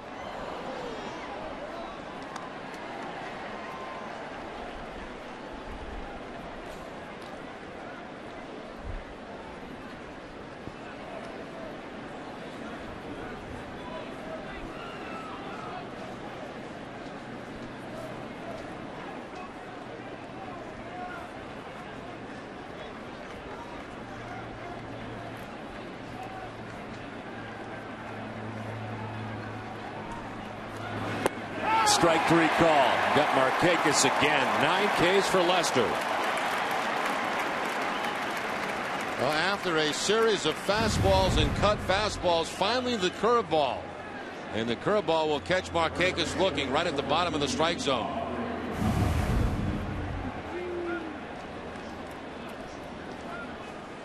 Two down here in the 6th inning after 2 were on. Lester has really been very good in striking out PA and Markakis. Not out of the woods yet. Aubrey Huff. Although Huff has struck out twice, both times swinging against Lester so far today.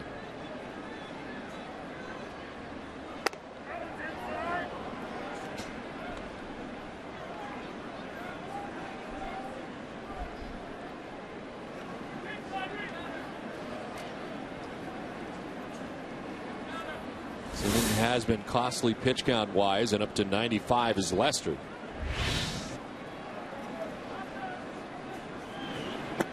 Drops in there for strike 1.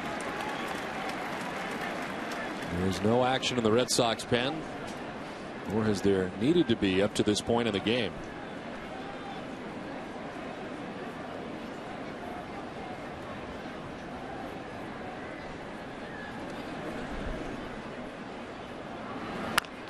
Chopped up the middle. Nick Green on the high hop will take it to the bag to end the inning. Early trouble for Lester, but the Orioles can't score. It's 2-0 Boston.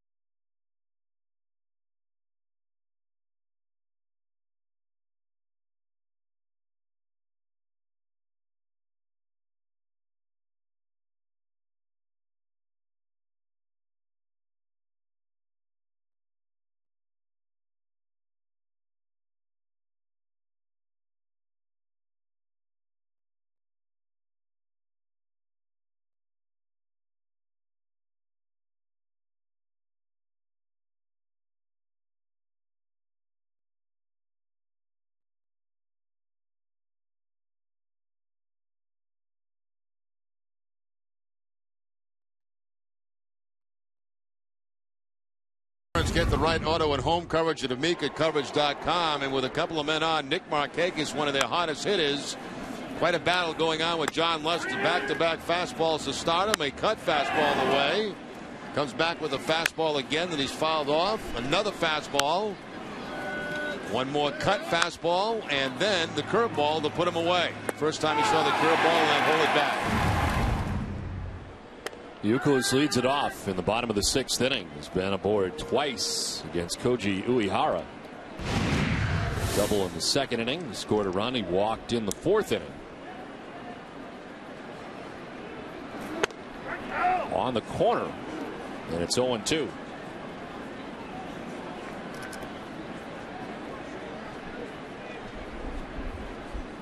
Uehara has held the Red Sox to 5 hits today.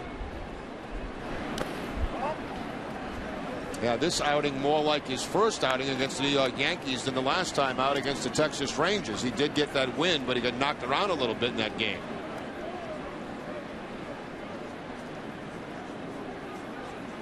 A 5-inning effort against Texas, giving up 7 hits and 7 runs.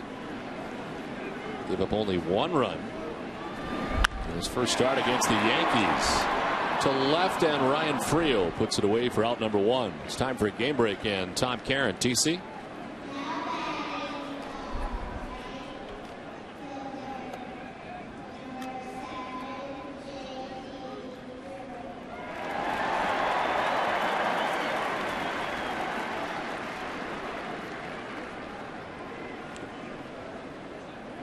Okay, Tom, thanks very much. Yeah, to the tune of 22 runs yesterday for the Tribe. Here at Fenway Park, it's 2-0. Red Sox on top as they bat with 1 out in the 6th inning.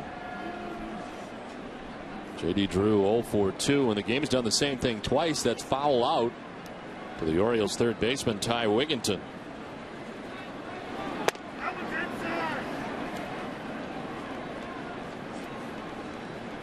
That ball's been flying out of Yankee Stadium, the new Yankee Stadium.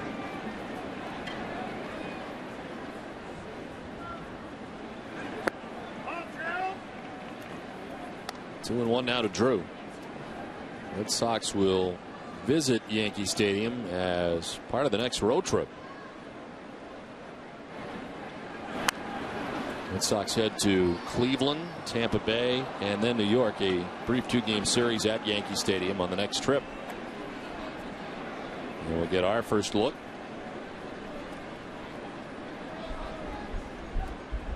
Uehara at 90 pitches with 1 out here in the bottom of the 6th inning.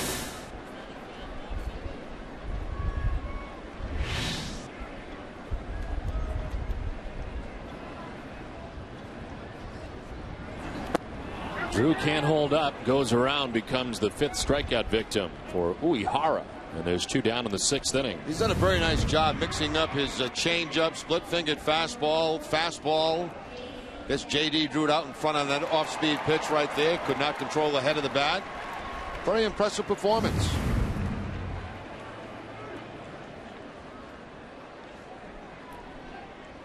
Two down for Jason Bay. First pitch swinging, pops it up in the infield as Roberts and Andino come in. It's Roberts who makes the catch. Uehara has a 1-2-3 6th. It's Kids opening weekend. 2-0 Boston.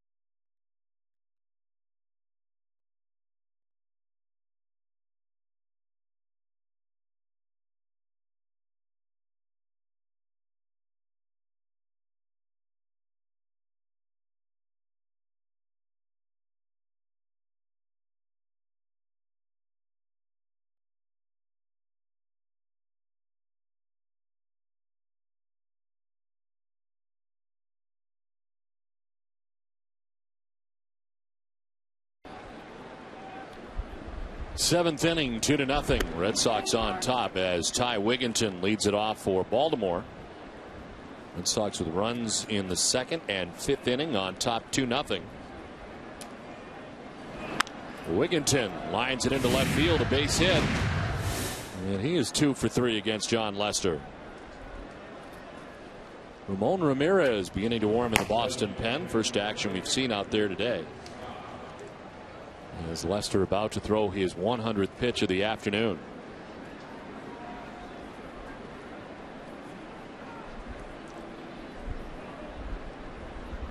Second straight inning, the Orioles have had the lead runner on. In fact, they had the first 2 runners on last inning, but could not score. 2 big strikeouts for Lester, and then he got huffed to ground out to end the inning. Luke Scott, who's 0 for 2. On the ground to first, Youkilis will pop up, fire to second for 1. Back to first, a double play, no. Luke Scott able to beat it out. It'll bring Francona out. Red Sox thought they had him.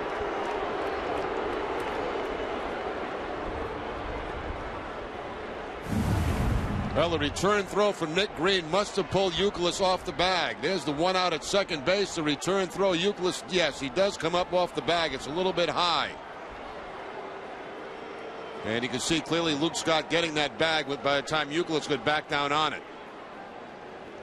Up off the bag, the front foot from the runner looks like it hits the bag, and back down goes Youkilis. So a good call. And DeMuth right on it at first base. They do get the lead runner in Ty Wigginton, so 1 out, Scott at first, and here's Ryan Friel.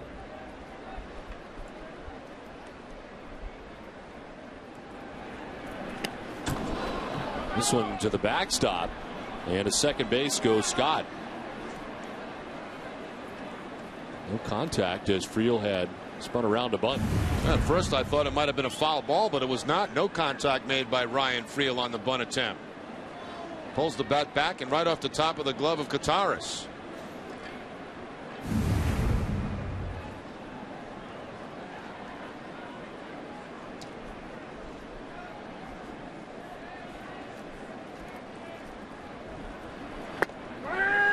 Friel takes the strike, 1-1. Struck out in the 3rd inning, popped out to third base in the 5th.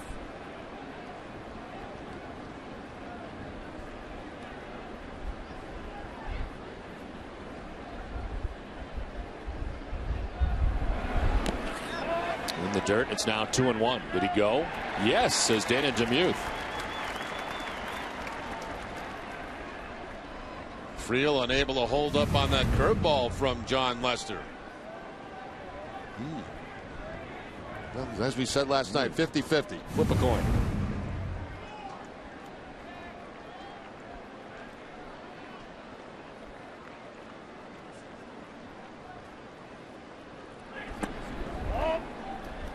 2-2 to Friel. Chad Moeller waits on deck, the Orioles catcher, with 1 out, a runner at second base.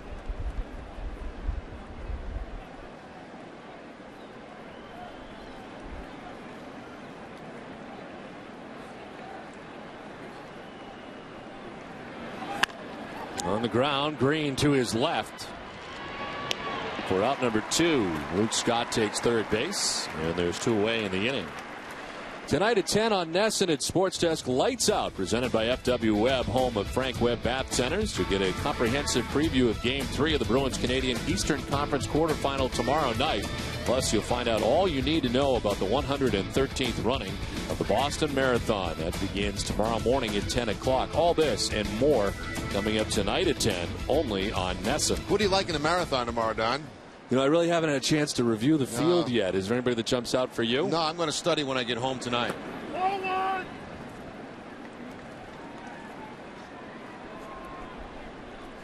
Take a Kenyon, you got a pretty good chance of winning. I'm thinking about Robert Chariot. He's 80 years old, isn't he?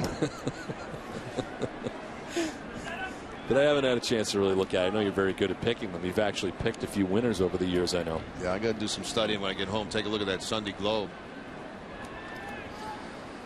Speaking of the Sunday Globe, as with 2 outs here in the 7th inning, this is in the shallow center field. Ellsbury coming in. And he'll make the catch. We'll come back and talk a little bit about the Remdog novel that was dropped on your door today. It's 2-0 Red Sox.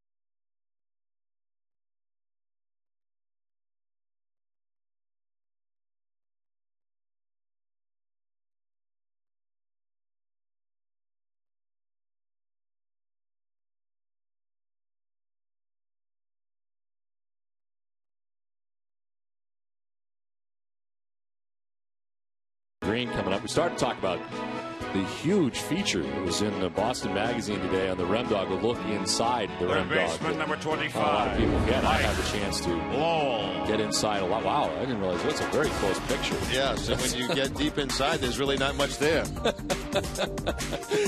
That's basically what the story's about.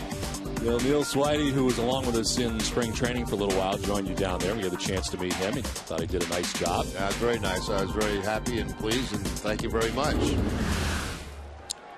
I think he found your life at times to be a little boring. Yeah. Sleeping. He didn't even want to have a beer with me after the game. I would have said no anyway. That was very nice, and thank him. That was great. Mike Lowell, George Kataris, and Nick Green.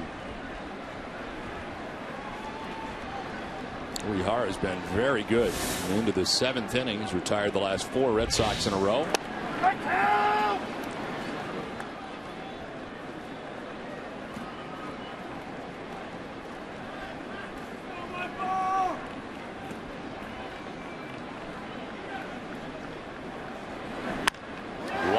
Robertson, a great pick on the backhand. Handles the first out of the inning, starting from the ground up, moving up to make that grab. That's it. Tell infield to start from the ground up. And, you know, on a play like that, the ball's hit so high, you just try to get yourself in a decent position and really kind of hope the ball into your glove. And that's exactly what happens here. Nice play by Brian Roberts to take a base hit away from Mike Lowell.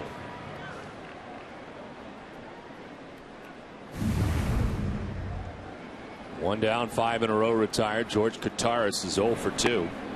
And fooled on the first pitch from Uehara. Well, I've been impressed today by Uehara.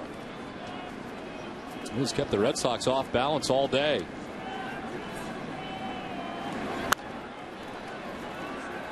Throwing strikes, too. He's thrown 98 pitches, 71 for strikes.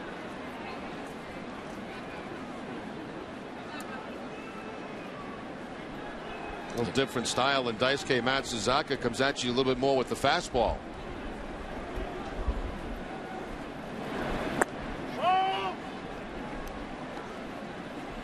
He's walked only 1. He's back in the 4th inning. Kevin Youkilis has 5 strikeouts. Taurus reaches out, pokes it to third on the ground. Wigginton's throw in time, and there's 2 down.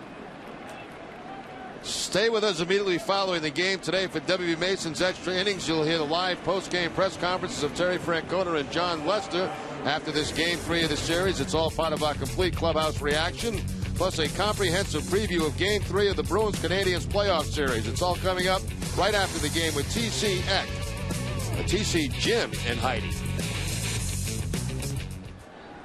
2 down, Nick Green.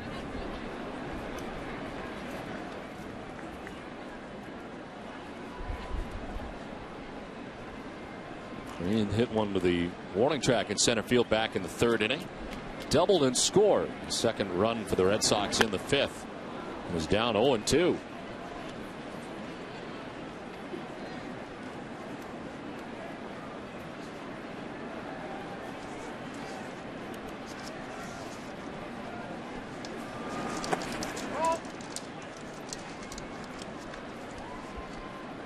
Ramon Ramirez still warming up in the Red Sox pen.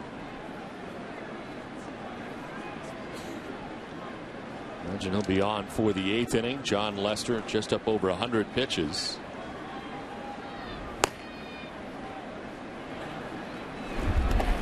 This one skips in, ball 2, 2-2.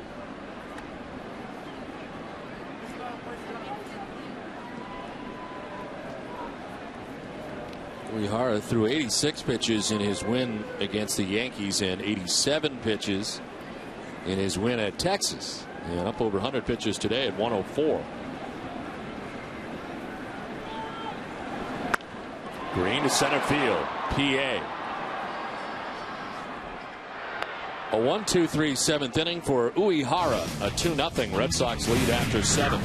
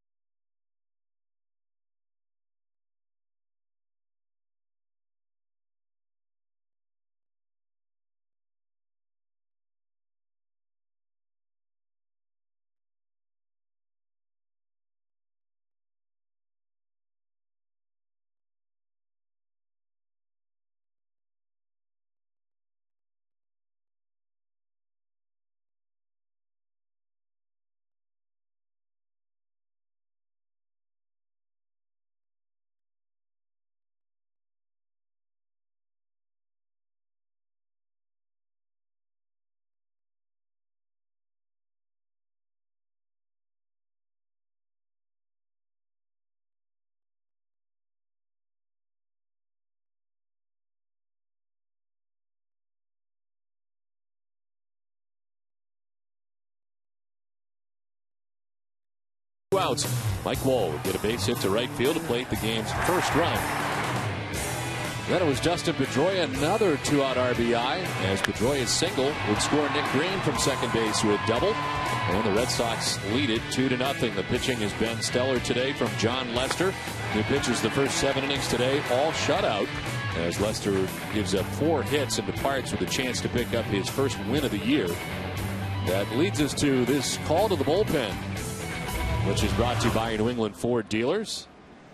And the new pitcher for the Red Sox is Ramon Ramirez. This will be his 6th appearance for the Red Sox. 7 1/3 innings, 3 hits, allowed no runs. He's walked 1, struck out 4. Opponents hitting 130.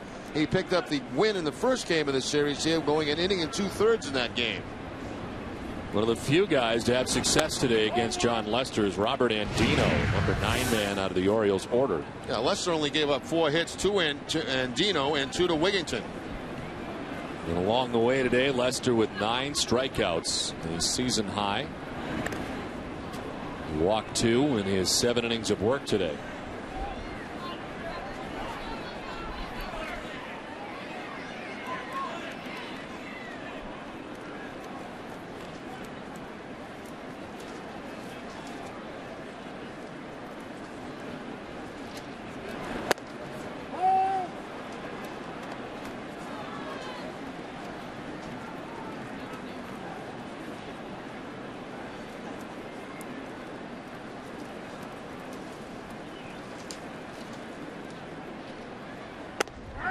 Strike, and it's 3-1 to Andino. Friday night, Ramon Ramirez picked up the win. He went an inning and 2/3 of scoreless pitching. 7 1/3 in his first 5 appearances in a Red Sox uniform. Andino's pop up towards the shortstop Nick Green, who now comes back in as the wind knocks it down. And there's one away in the 8th.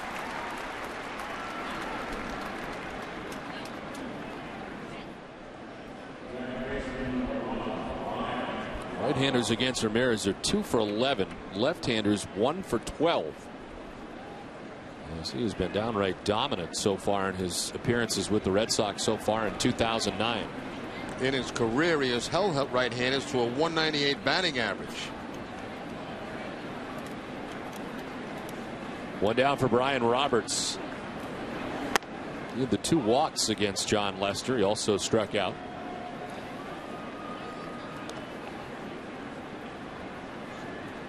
The guy who's hit 426, who not made much contact today.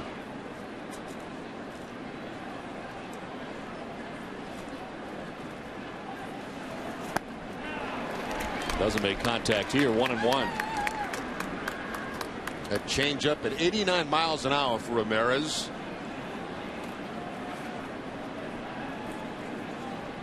Well, the bullpen has been so magnificent for the Red Sox. 3 more scoreless innings last night. They've combined for a 0.46 earned run average in the last 3 games, and as a group, the pen has given up 1 earned run in 19 2/3 innings pitched. We knew it was new and improved, but really showing it the last couple of days.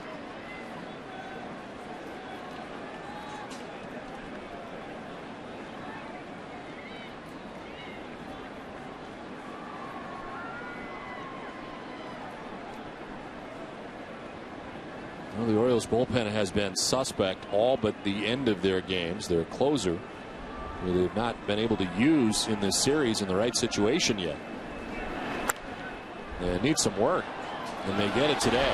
George Sherrill is up in the pen for the Orioles.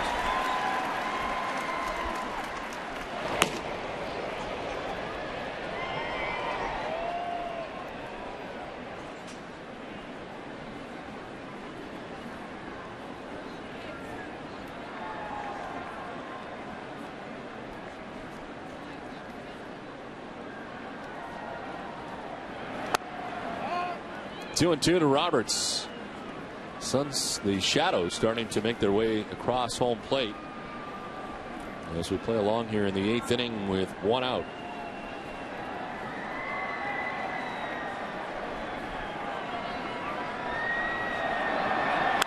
Roberts lines out to his counterpart Dustin Pedroia at second base. 2 down.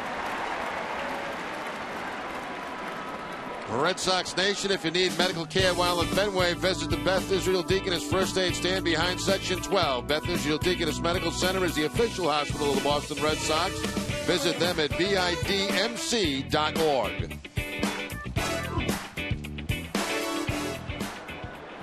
2 outs in the 8th. Felix P.A. was fly to center and struck out swinging, 0 for 2.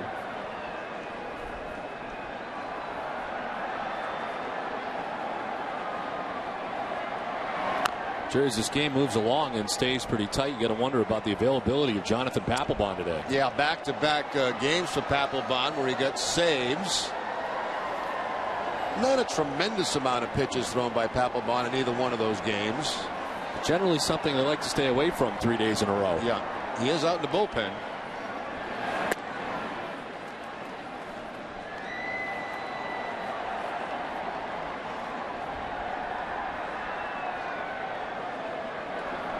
A total of 36 pitches in the 2 outings over the last 2 days for Papelbon. To left field, and the catch for Bay ends the top of the 8th. It's 2-0 Boston after 7.5.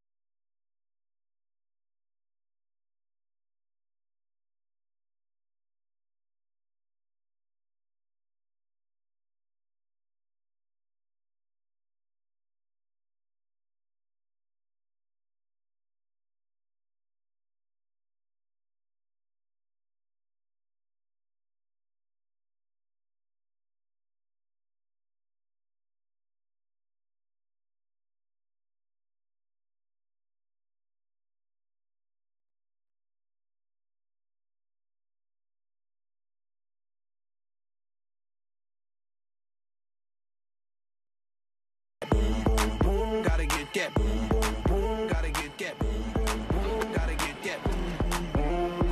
That boom, boom, boom. That boom, boom, boom. Yo, I got that hit to beat the block. You can get that bass on. The Dunkin' Donuts musical montage. And as always, we thank our friends from Dunkin' Donuts for dropping off refreshments in the booth today.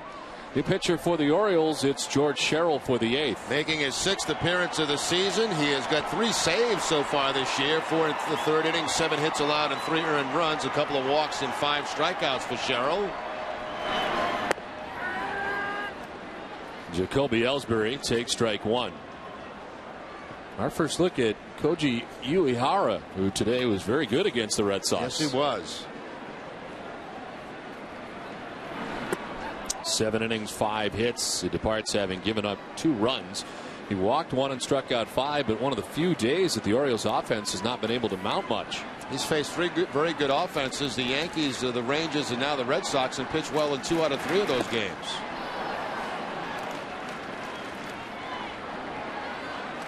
Ellsbury, Pedroia, and Ortiz expected here in the 8th.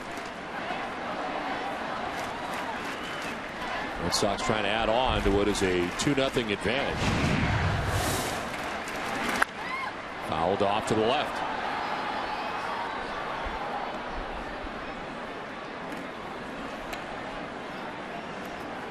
We wondered about the availability of Papelbon, and one of the things about Saito is when you don't have Papelbon, you can have Saito close, as he did with the Dodgers. And He's warming up in the pen. To right, and a base hit for Ellsbury. His second hit of the day. The Red Sox have the lead runner on in the 8th. Ellsbury with a 5-game hitting streak, as you mentioned, the multiple hit game today, a double back in the 3rd inning. Now he gets a hanging breaking ball that stays inside. That's where lefties like it. And Jacoby Ellsbury with a hard line drive to right field.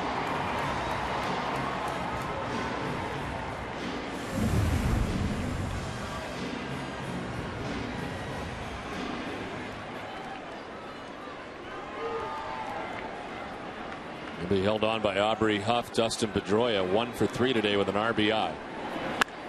It's a ground ball to shortstop. Andino to second for 1, on to first. Looks out to be Taylor May, and there's 2 down. That happened fast.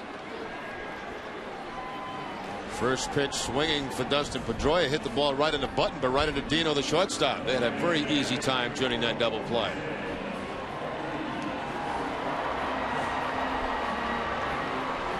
Two down for David Ortiz, who is 0 for 3 in the game. He struck out twice and grounded out.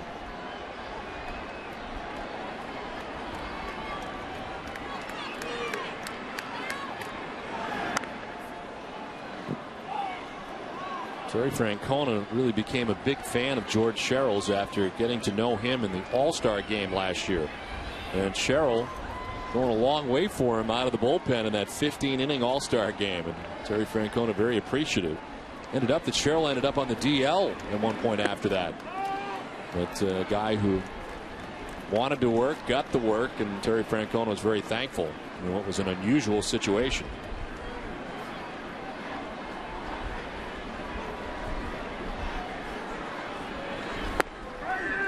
Strike 2 to Ortiz.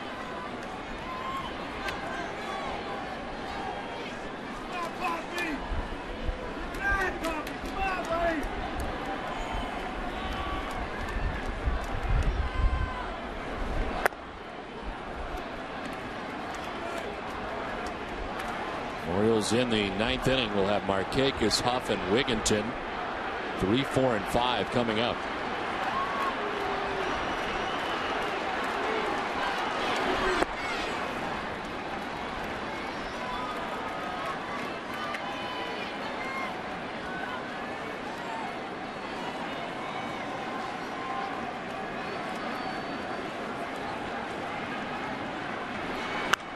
Ortiz to center. PA coming in. Wynn knocks it down, but he gets there to end the inning.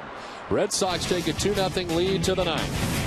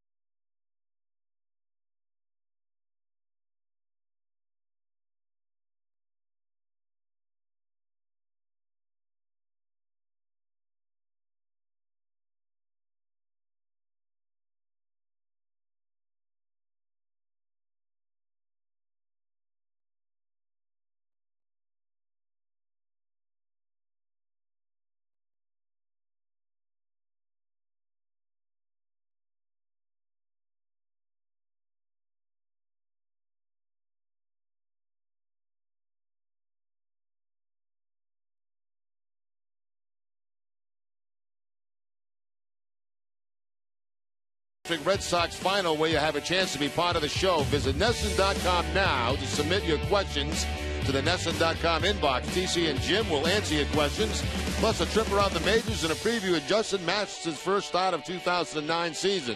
It's all coming up after the game on NESN. New pitcher for the Red Sox is Takashi Saito for the 9th. Saito making his 4th appearance, his first save opportunity. A total of 3 1/3 innings, 4 hits allowed, and 2 earned runs. He has walked 1 and struck out 5. He worked an inning in the ballgame last night. First time he's going back-to-back days for the Red Sox. Well, another very impressive outing for Ramon Ramirez, who retired all 3 Orioles that he faced in the 8th inning. Takashi Saito for the 9th inning after Papelbon appeared in back-to-back games, saving games 1 and 2 of this series against the Orioles. Nick Markakis to lead it off in the 9th inning.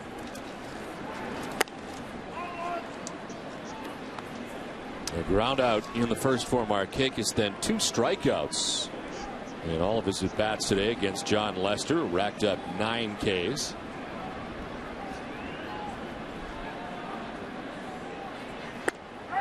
In his career, Saito has saved 81 out of 91 opportunities. 4th season in the major leagues. First 3 coming with the Los Angeles Dodgers. To center field, and it is going to drop in for a hit.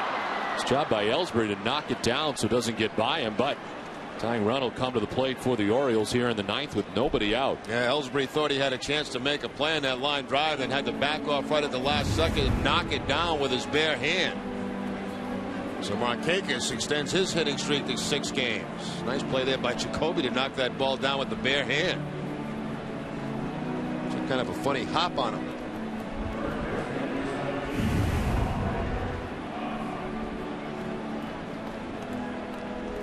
So Markakis glad to see somebody other than John Lester, who had trouble with today. He's got himself a leadoff single in the 9th for Aubrey Huff.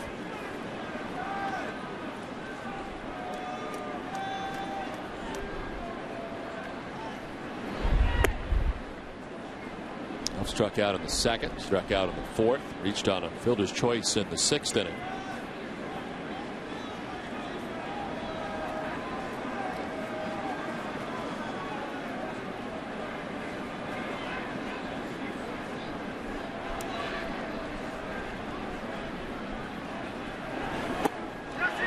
Went around. Wintelstead making the call himself from behind the dish to even the count at 1-1. Aubrey Huff fooled on that pitch. He thought he was going to get a fastball from Saito. Didn't get it. Got the breaking ball.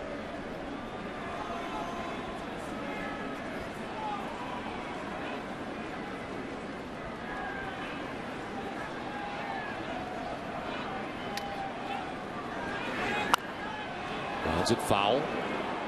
It is down 1-2. 7 shutout innings today from John Lester on 4 hits, 9 strikeouts, walked 2. Ramon Ramirez, an inning, retiring all 3 batters he faced. Takashi Saito giving up a leadoff single to begin things here in the 9th inning.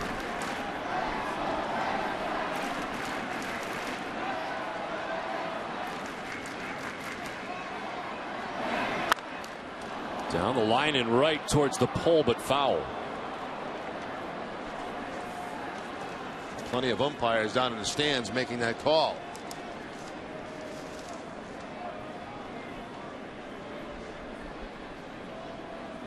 You can see Aubrey Huff in the shadows at home plate right now as it makes its way out towards the pitcher's mound.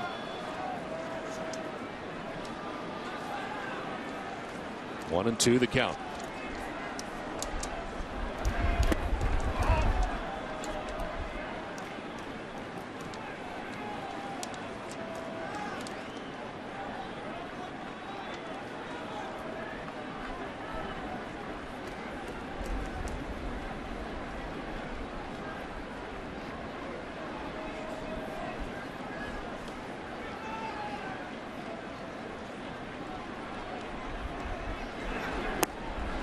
Away and a full count now to Aubrey Huff.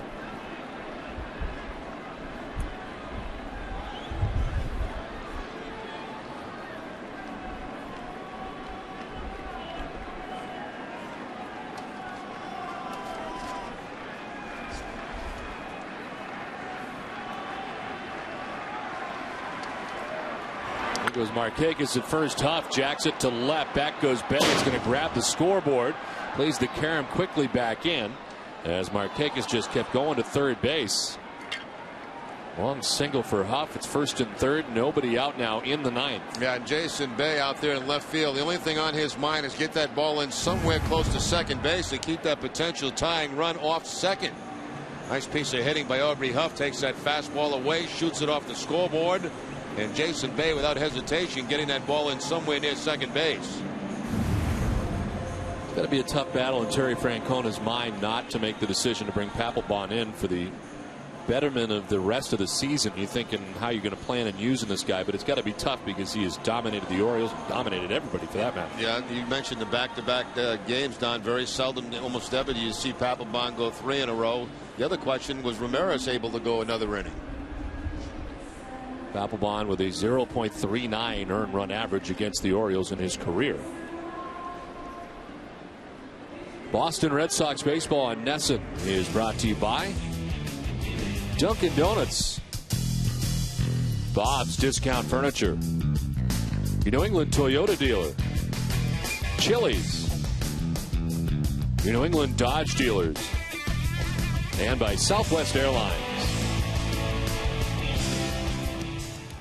First and third, nobody out in the ninth inning for the Orioles. Red Sox on top right now, 2-0. Ty Wigginton swings and misses. Has faced Saito before. Wigginton, of course, in the National League for a while, both with the Mets and the Astros.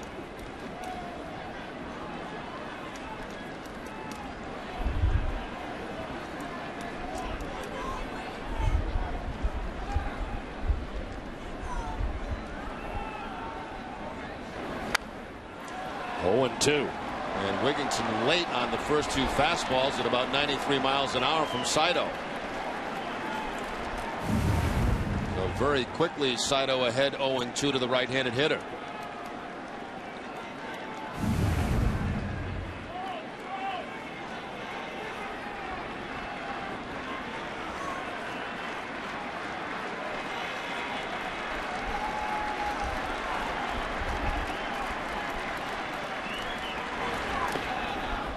As a chase 1-2.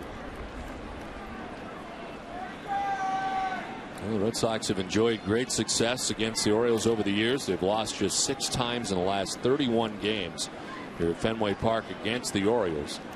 Span that began back on September 3rd of 2005. On top 2-0 for the moment, but the tying runs are on base with nobody out in the ninth. Wigginton chops it towards third. Lowell, one play, it's at first, he makes it. Red Sox need the outs as the Orioles grab a run. And it's now 2-1 with the tying run into scoring position.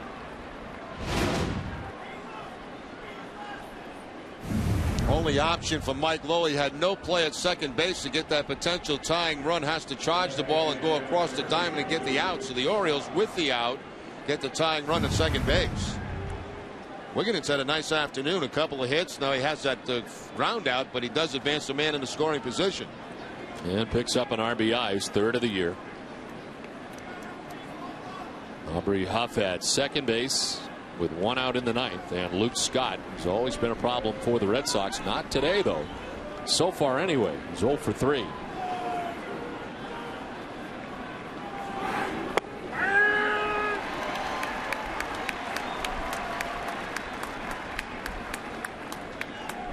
Luke Scott only one at bat against Takashi Saito.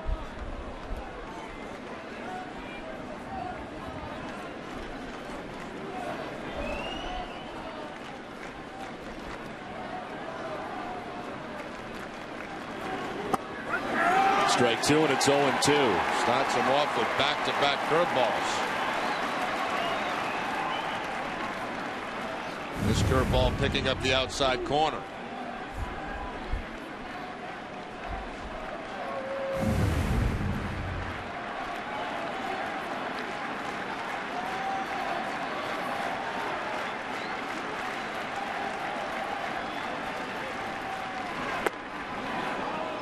1-2 to Luke Scott. A pinch hitter has come out on deck for Ryan Friel as Greg Zahn is waiting on deck.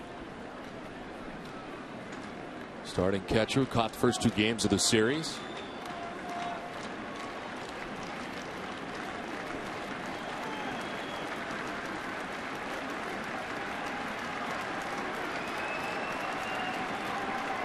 One, two. Scott to right. Drew coming in. Makes the catch. 2 down in the 9th inning. And a big out for Takashi Saito. No advance for Aubrey Huff.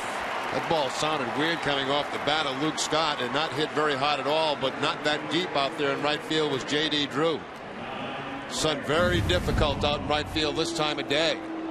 Once again, the curveball.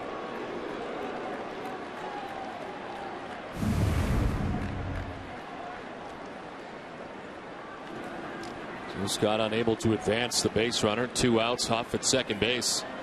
And here is Zahn to pinch hit for Ryan Friel. Friel today had been 0 for 3.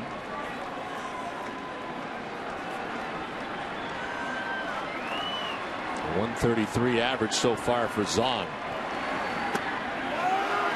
Strike 1. Saito's been ahead of most.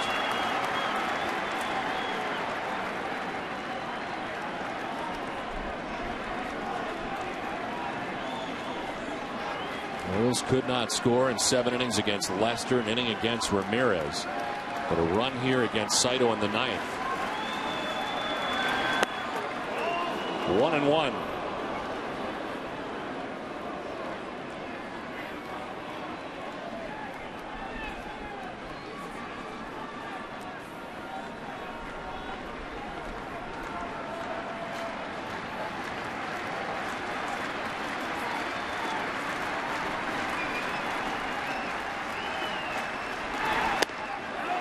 Ball 2, 2-1.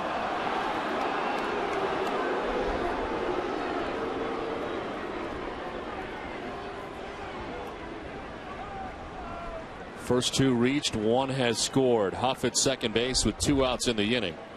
First pinch hitting appearance of the year for Greg Zahn.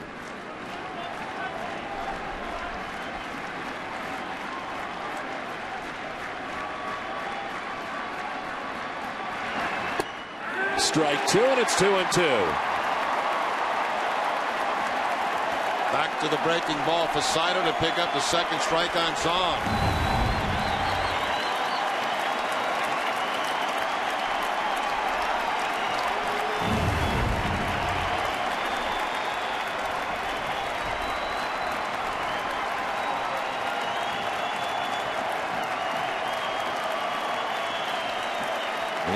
Career saves for Saito, trying to pick up his first in a Red Sox uniform. Swing and a miss. Saito strikes out Zahn, and the Red Sox hold on to win. Takashi Saito is the guy that wraps it up today for Boston, as the Orioles do get a run in the 9th inning, but Boston holds on, and the Red Sox win today 2-1.